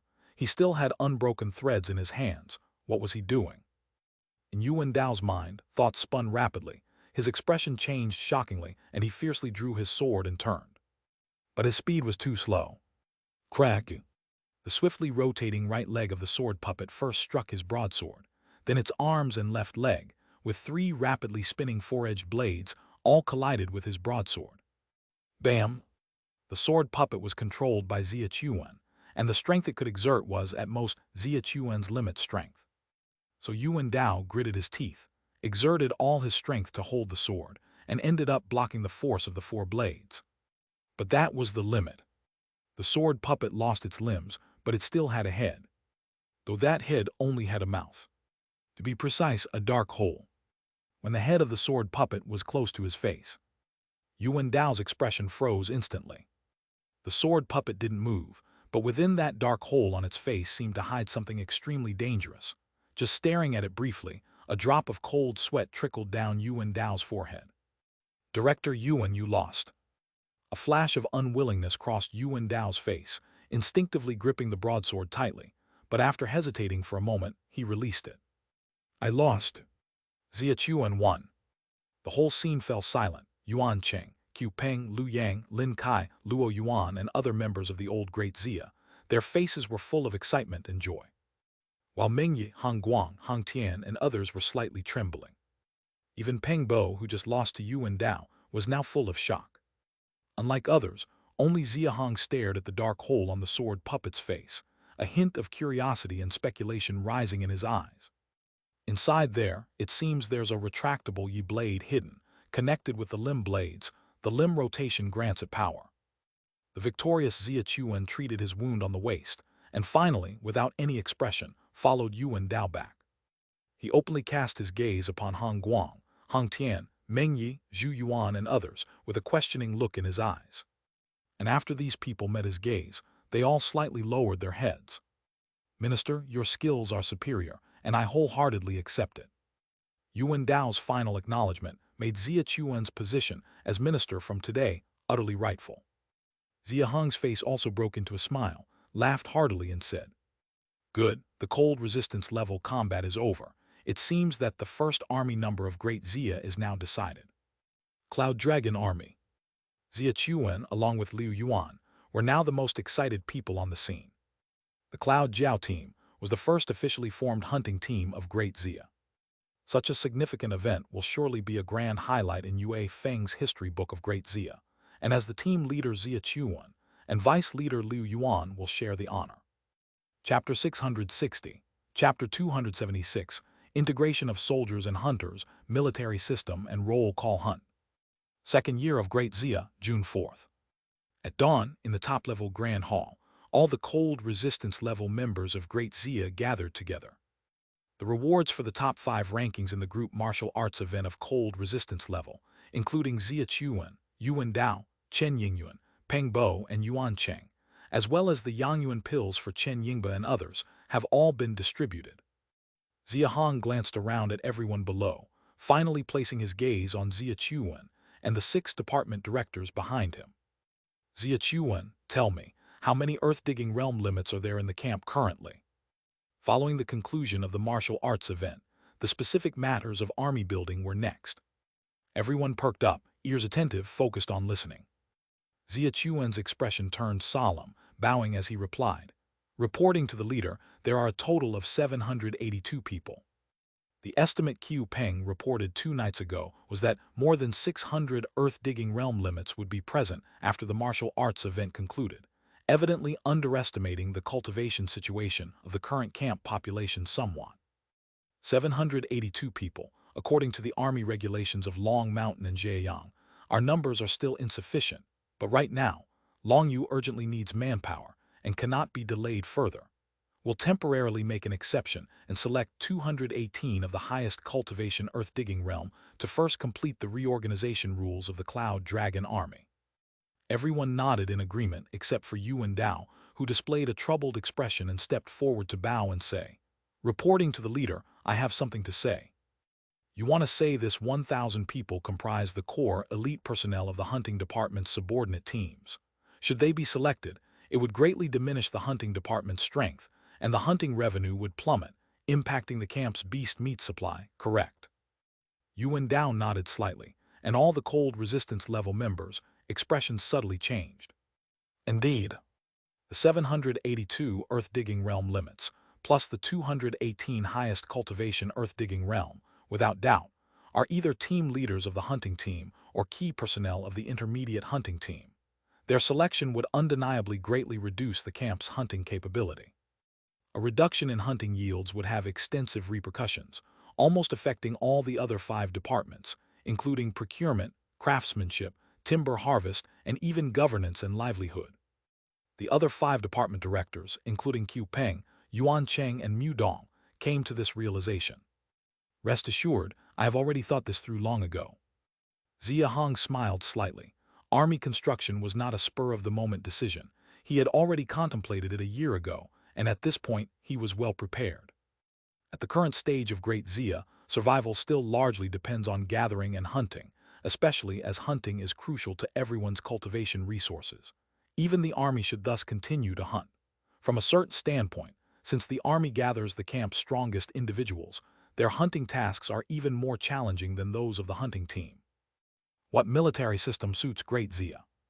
This was a question Xia Hong had contemplated prior to building the army. Considering the harsh conditions of the ice abyss world, when facing a camp survival crisis, deploying the entire population as soldiers was undoubtedly essential, but not during normal camp times. Conscription household soldier system, military household system, group solidarity soldiers, agriculture soldier integration, militia, recruitment, garrison. Xia Hong's mind was teeming with military systems, but speaking candidly, there truly wasn't one apt for Great Xia's current scenario. Firstly, Great Xia's entire population is just over 110,000, which rules out many systems. Secondly, selecting soldiers has cultivation standards, and the high earth-digging realm limit standard further eliminates a large batch of systems. Finally, applying by household registration is entirely impossible. Viewing the special nature of the ice abyss where cultivation dictates all, systems like household soldier and military household would inevitably foster an immensely terrifying special interest group, likely evolving akin to the elite system like the previous beehive scenario, which clearly wouldn't work. After careful consideration, Xia Hong decided to align with the camp's actual situation. The military's purposes are none other than expansion and defense. Summed up, it's about maintaining one's inherent territory whilst acquiring more new territories. Territories boiled down simply mean resources. Having clarified this, Xia Hong's thinking became crystal clear. Henceforth, Great Xia shall adopt the military hunting unity system. Military hunting unity. This is the system Great Xia's army shall adhere to in future. Everyone present pricked up their ears at hearing these 4 words, eager to listen further. Military hunting unity straightforwardly means soldiers and hunting personnel interchange, where the army not only secures the Great Xia territory through external combat, but also doesn't abandon hunting. Summarized into 3 points. First, henceforth, all subordinate members of the hunting department shall equate to the Army's reserve, with all personnel available for Army selection. Second, while the Army's main task is combat, and without war, focus is not spared in mines for ore benchmarks, hunting duties intensify. Third, despite nominal interchangeability compared to the hunting department, Army tasks are evidently heftier, thus soldiers cannot enjoy the laid-back, free lifestyle of the hunting department anymore. Presently, only Xia Chuan has the qualifications to command the army. Further military strategies will not be elaborated, discussed privately later. No benefits. What Xia Hong delineated in 3 points were merely characteristics of military hunting unity. The cancellation of coal and iron benchmarks, converted to cold beast marks instead, when seen holistically as essentially equals. Furthermore, the 3rd point evidently emphasizes reduced personal freedom upon joining the army, which is a definite downside. Breaking through to the 30,000 jin limit allows army enlistment. Surely the stronger shouldn't receive worse treatment in the camp, right? Chapter 661, Chapter 276, Integration of Soldiers and Hunters, Military System and Roll Call Hunt, Part 2. Knowing Xia Hong still had more to say, everyone showed no reaction and just waited patiently for him to continue. Of course, the military tasks are heavier, so the benefits are naturally better. Now, I will focus on discussing the benefits after joining the army. The upcoming words of Xia Hong were what everyone was most interested in. Firstly, in the future, the army only needs to submit half of the hunting gains, and the rest can be distributed freely. Secondly, the weapons, armor, and healing pills used by the army are provided by the camp supply department and do not need to be covered personally. Finally, every soldier receives a fixed reward of 1,000 contribution value, 3 blood essence pills, and 50 pounds of beast blood each month. After stating these 3 benefits, the breathing of everyone below quickened a bit. A set of 100 forged armor currently costs 3,500 points at the camp supply department. 100 forged weapons are a bit cheaper at 2,000 points. The blood sore pill is an upgraded version of the golden sore powder, and can be considered a cold resistance level healing pill, a holy item for the earth-digging realm, and it's currently priced at 200 points per piece at the camp supply department. The blood essence pill is a cultivation elixir used at the earth-digging realm limit, priced at 700 points each. Beast blood is 20 points of contribution value per pound, so 50 pounds is 1,000 points. Not to mention the consumables like armor, weapons, and healing pills. The fixed monthly reward itself is worth 4,100 points in total. As long as you become a member of the Cloud Dragon Army, you get this many contribution points every month. Don't get excited, I'm not finished yet. Seeing the excitement on everyone's face, Xia Hong continued with a smile. After every battle, rewards will be given based on individual battlefield performance, but of course, the exact contribution value will depend on the actual circumstances of the war. Besides that fixed reward, there will also be merit-based rewards according to battlefield performance. Upon hearing this, nearly 90% of those present at the cold resistance level felt their hearts start pounding. The war in Longyu in April was one that everyone present at the cold resistance level, except for Su Ning, Yue Feng, and Zhu Ling, participated in personally, even the 4 new members including Chen Yingyuan. Having experienced a war, they were well aware of how much contribution value could be earned. What I've mentioned is just the treatment for ordinary soldiers in the army. As for the army-specific system, Xia Chuan, you should explain it to everyone. Upon hearing this, Xia Chuan perked up, nodded, and stood up. He was determined about the task of building the army. Ever since Xia Hong told him about this, he had already thought about it in advance with Wushwang, and after the end of last night's event, he reported it to Xia Hong. Now, with Xia Hong asking him to speak, it was obviously an agreement to his opinion, allowing him to present his ideas for everyone to consider. According to the leader's intent, we should first develop the hunting team, and at least wait until the hunting team advances to the advanced level before forming an army. But given the current special situation, we can only draft people from all hunting teams to first establish the Cloud Dragon army and then consider other matters. Since it's based on the hunting team, the military system naturally has to revolve around it. I propose that the army consist of 20 people per team, with one captain. 5 teams make up one camp with one commander, including 9 camps and an elite scout camp. A full army is formed with one commander. According to my initial idea, all commanders should be at the cold resistance level, but due to the current camp strength, we must settle for less. Only the scout camp commander requires cold resistance level cultivation. Other army positions rely solely on strength competition. This proposal from Xia Chuan was clearly well thought out. The smallest unit in the army is a team, which consists of 20 people, matching the number regulation of the low-level hunting team. According to the hunting team promotion rules set by Yuan Dao, an advanced hunting team consists of 100 people, which corresponds to a camp-level unit. In a precarious environment like Ice Abyss, on the real battlefield, a scout who is familiar with the terrain or excels at detecting the environment is often the key to victory. The configuration of 9 combat camps plus 1 elite scout camp is undoubtedly reasonable. That the scout camp commander must possess cold resistance level cultivation is also a very reasonable requirement, as you can't expect scouts, who only venture out at night, to probe enemy positions and environments. Very reasonable. I agree with the minister's proposal. I agree as well. This military system suits our previous battle habits in the hunting team, and forming an army won't affect combat effectiveness. I agree. Approve. They clap. Xia Hong stood up from his chair and laughed. All right, the matter of army building ends here.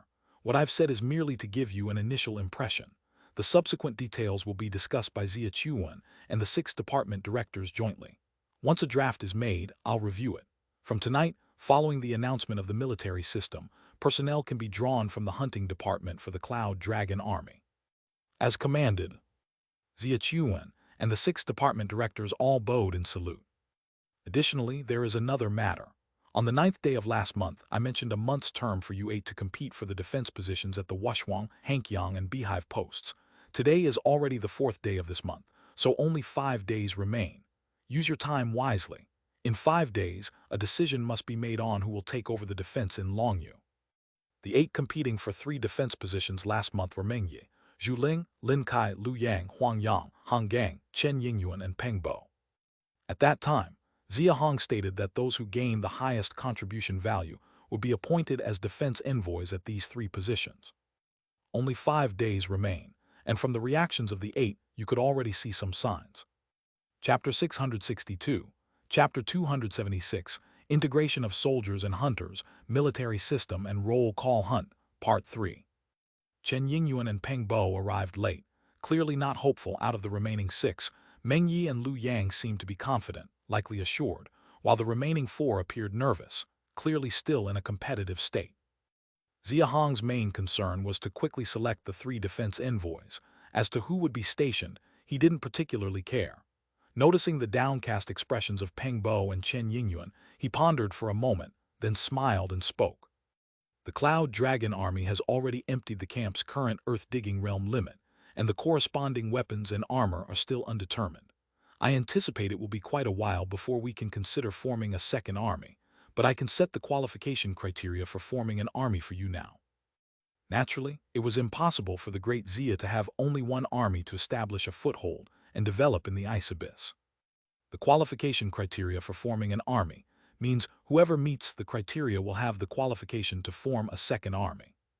Upon hearing Xia Hong's words, everyone's eyes immediately lit up.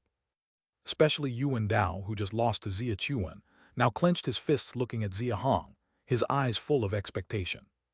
Xia Chuan was right. According to the normal development trajectory, it should wait until you hunting teams have been promoted to advanced before having the qualification to form an army. Now, the Cloud Jiao just formed the army at the intermediate level, which is an exception, but this will not happen in the future. So next, among the hunting teams subordinate to the hunting department, whoever first advances to advanced will be the one to form the second army. Advanced hunting team. All the cold resistance level present immediately turned their gaze to Yuan Dao.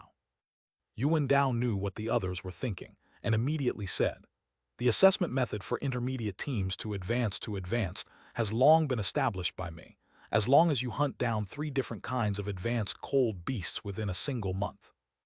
Upon hearing this requirement, everyone's expression instantly became nervous. Only Chen Yingyuan, Peng Bo, and the other 4 remained calm. Obviously, these 4 were confident. This is no surprise. Although there are quite a few at the cold resistance level in Great Xia now, they have not attempted to hunt advanced cold beasts yet, and only Yuan Dao and Yue Feng have even seen them. The 2 of them saw it due to an earlier beast tied in the Arrow Bamboo Forest. An advanced snow mane inadvertently intruded into Mirror Valley, which caused quite a few casualties. If they hadn't arrived in time to stop it, the casualties would have been greater.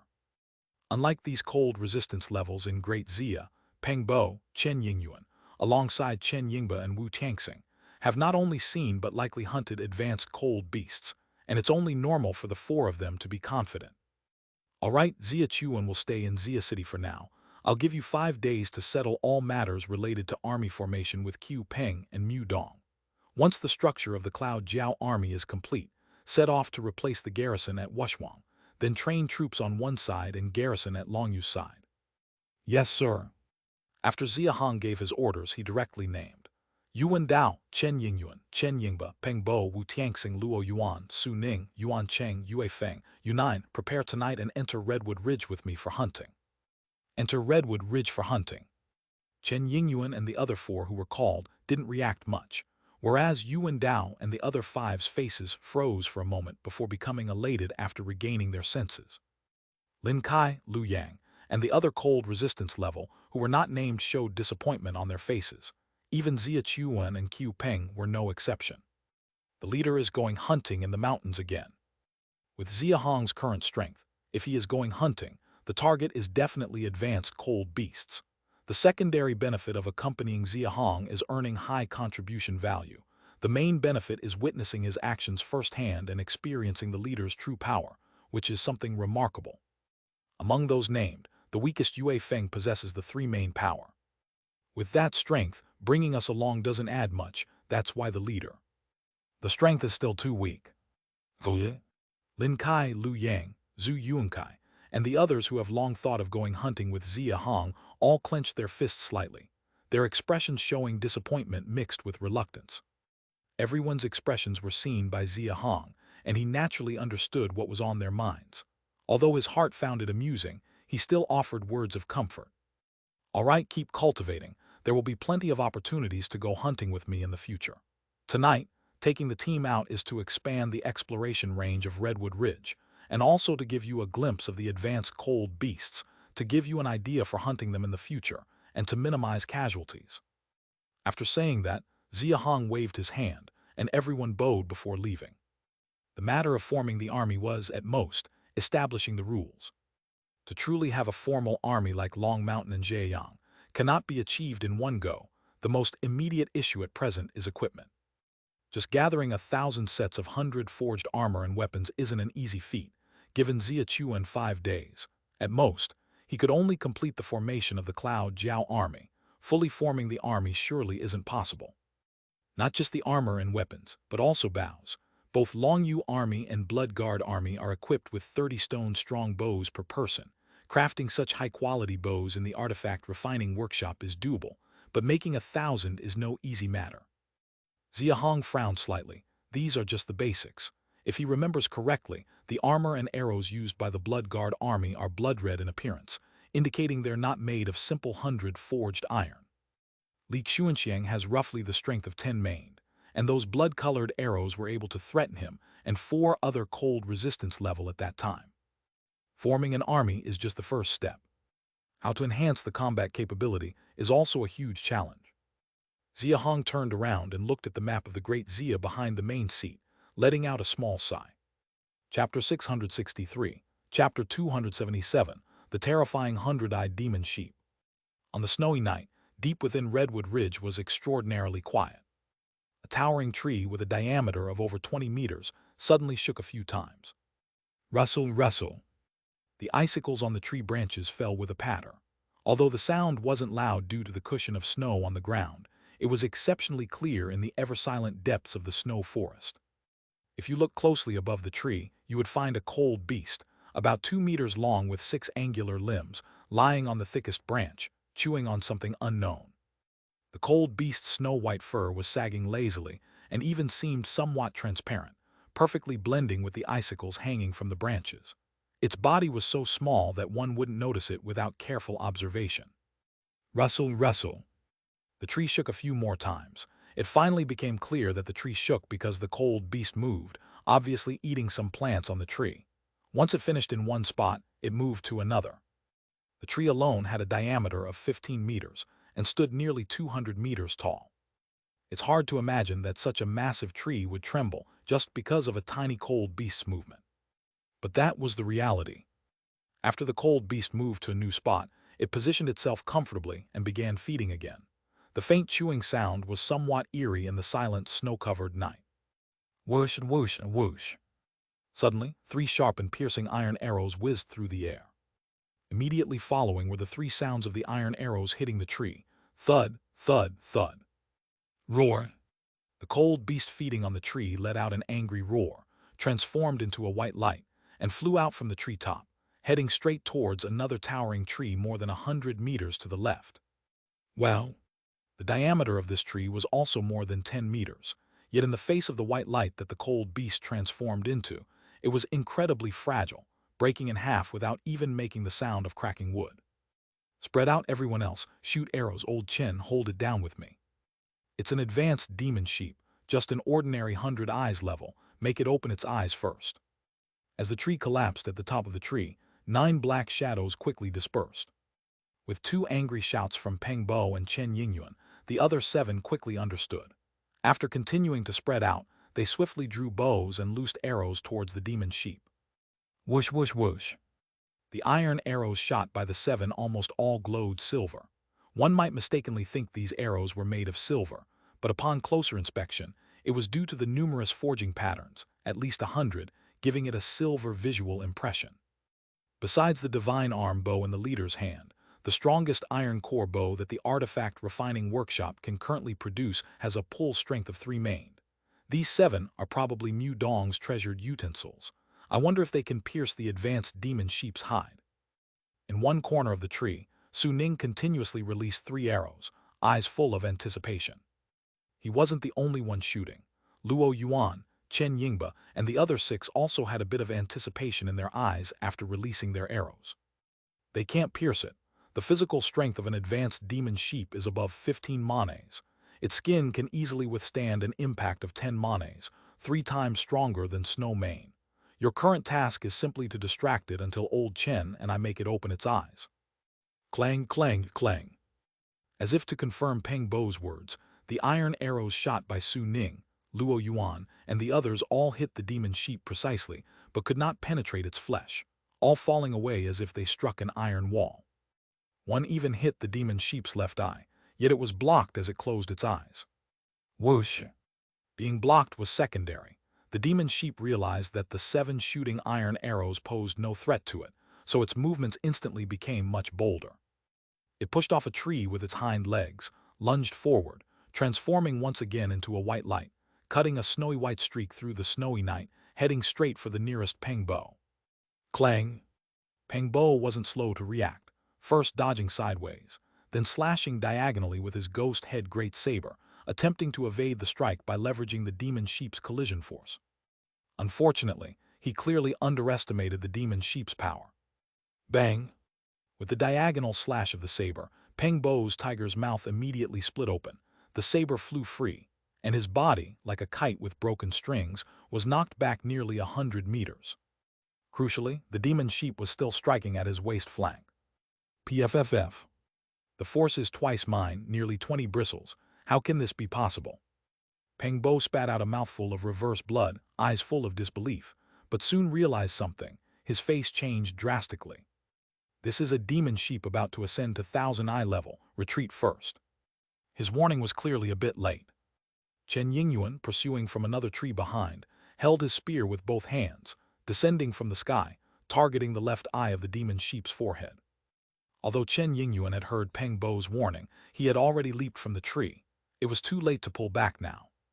He could only grit his teeth and continue the thrust. Roar! The demon sheep suddenly shook its head, first knocking Peng Bo away, then immediately crouched low and roared in fury, its 6 golden glowing horns on its forehead accurately catching Chen Yingyuan's spear tip. Ding! Crack! The tip of the spear and the golden horn collided with the sound of point meeting point. Not loud, but a crisp cracking sound came from Chen Yingyuan's hands. It was the sound of bones breaking. Run! Just like Peng Bo earlier, Chen Yingyuan's expression also changed. He didn't have time to worry that he was still targeted by the demon sheep. He turned around and shouted toward Luo Yuan, Su Ning, and the other 7 rushing over, signaling them to run. Chapter 664, Chapter 277, The Terrifying 100-Eyed Demon Sheep, Part 2. Luo Yuan and the 7 others might have escaped. Chen Yingyuan wasn't sure, but at this moment, he definitely couldn't escape. After the demon sheep knocked his spear flying, it relentlessly leaped from the ground and intercepted him in midair, then delivered a ferocious collision, sending him flying towards Peng Bo. Peng Bo's waist had already been gouged with a big hole by the demon sheep, seriously injured, staggering forward desperately to escape, barely having time to glance back. Bang! Chen Yingyuan's body slammed directly into Peng Bo. Even though he had already reduced his strength by quite a bit at the moment of impact, he still sent Peng Bo flying solidly.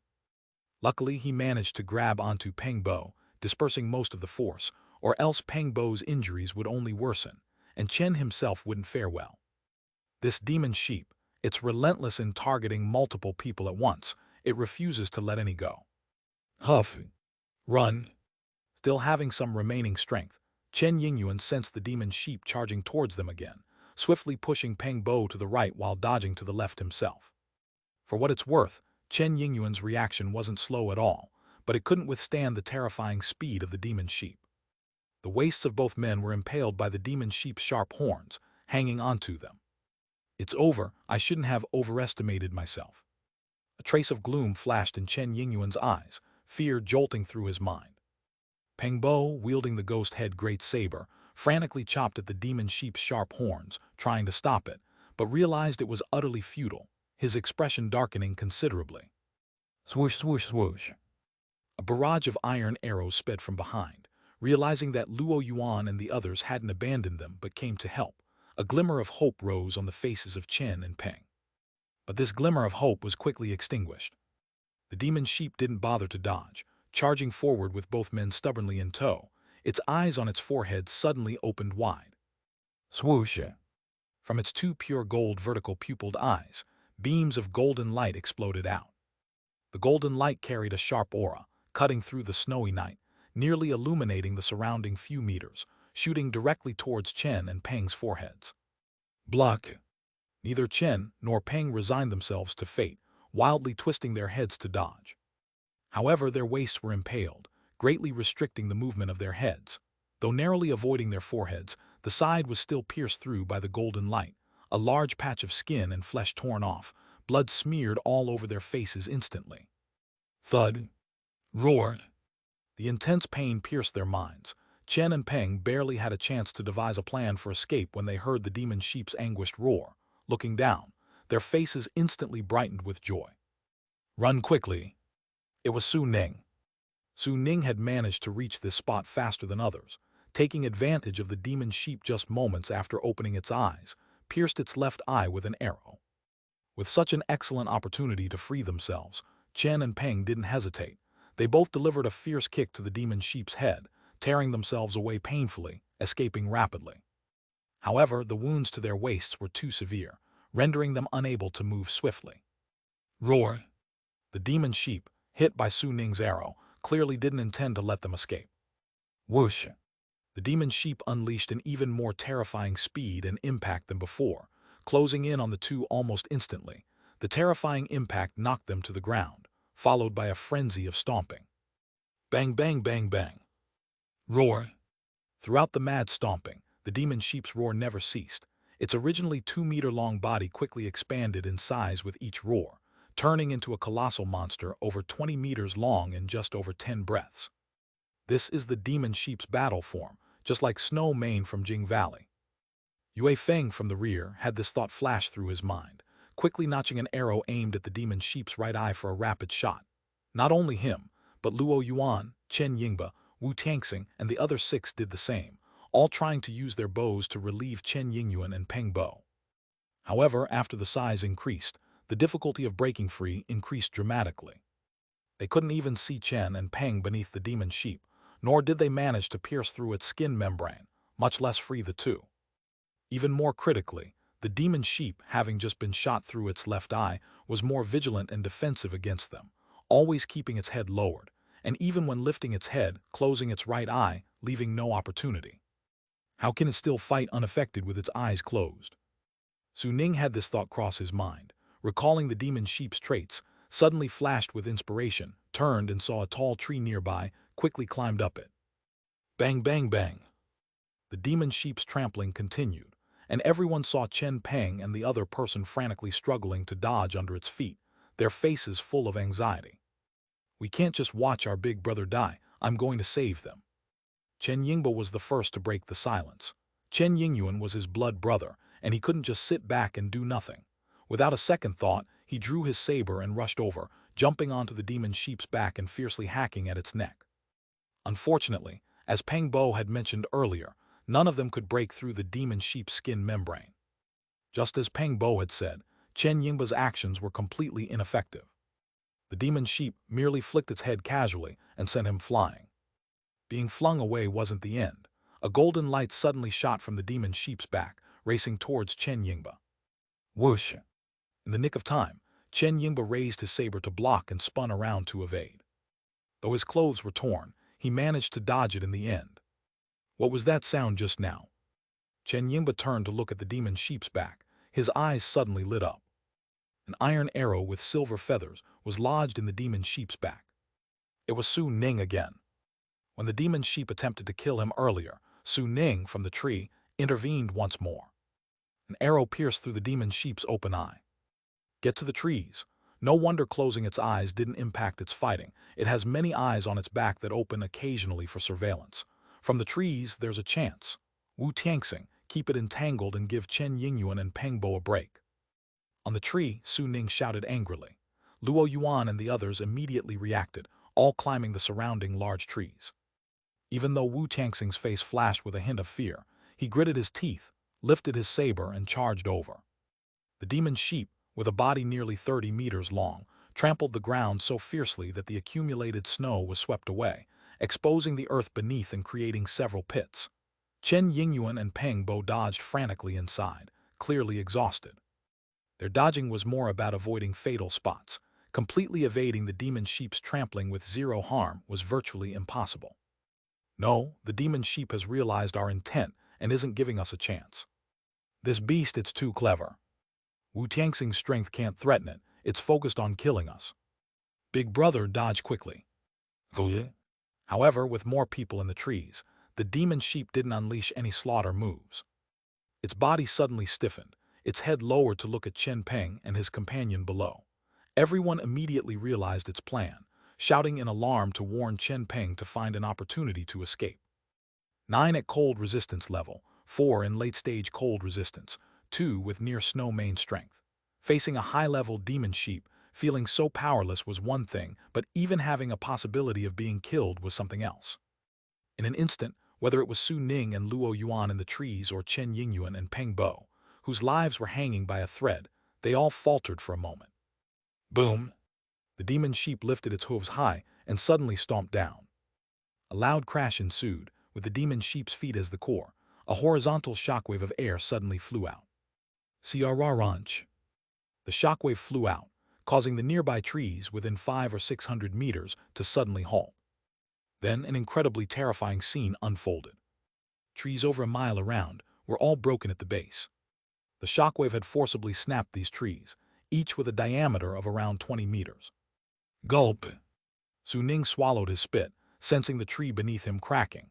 He quickly collected his wits and leaped towards the snow on the side. Like him, Luo Yuan and the 5 others on the nearby trees also jumped down to evade. Even Wu Changxing, who had been continuously entwined with the demon sheep, was left speechless by the scene before him, retreating backward continuously. But at that moment, when everyone was evading, the demon sheep moved. Its back, abdomen, forehead, and even its tail, every muscle in its body began to move. They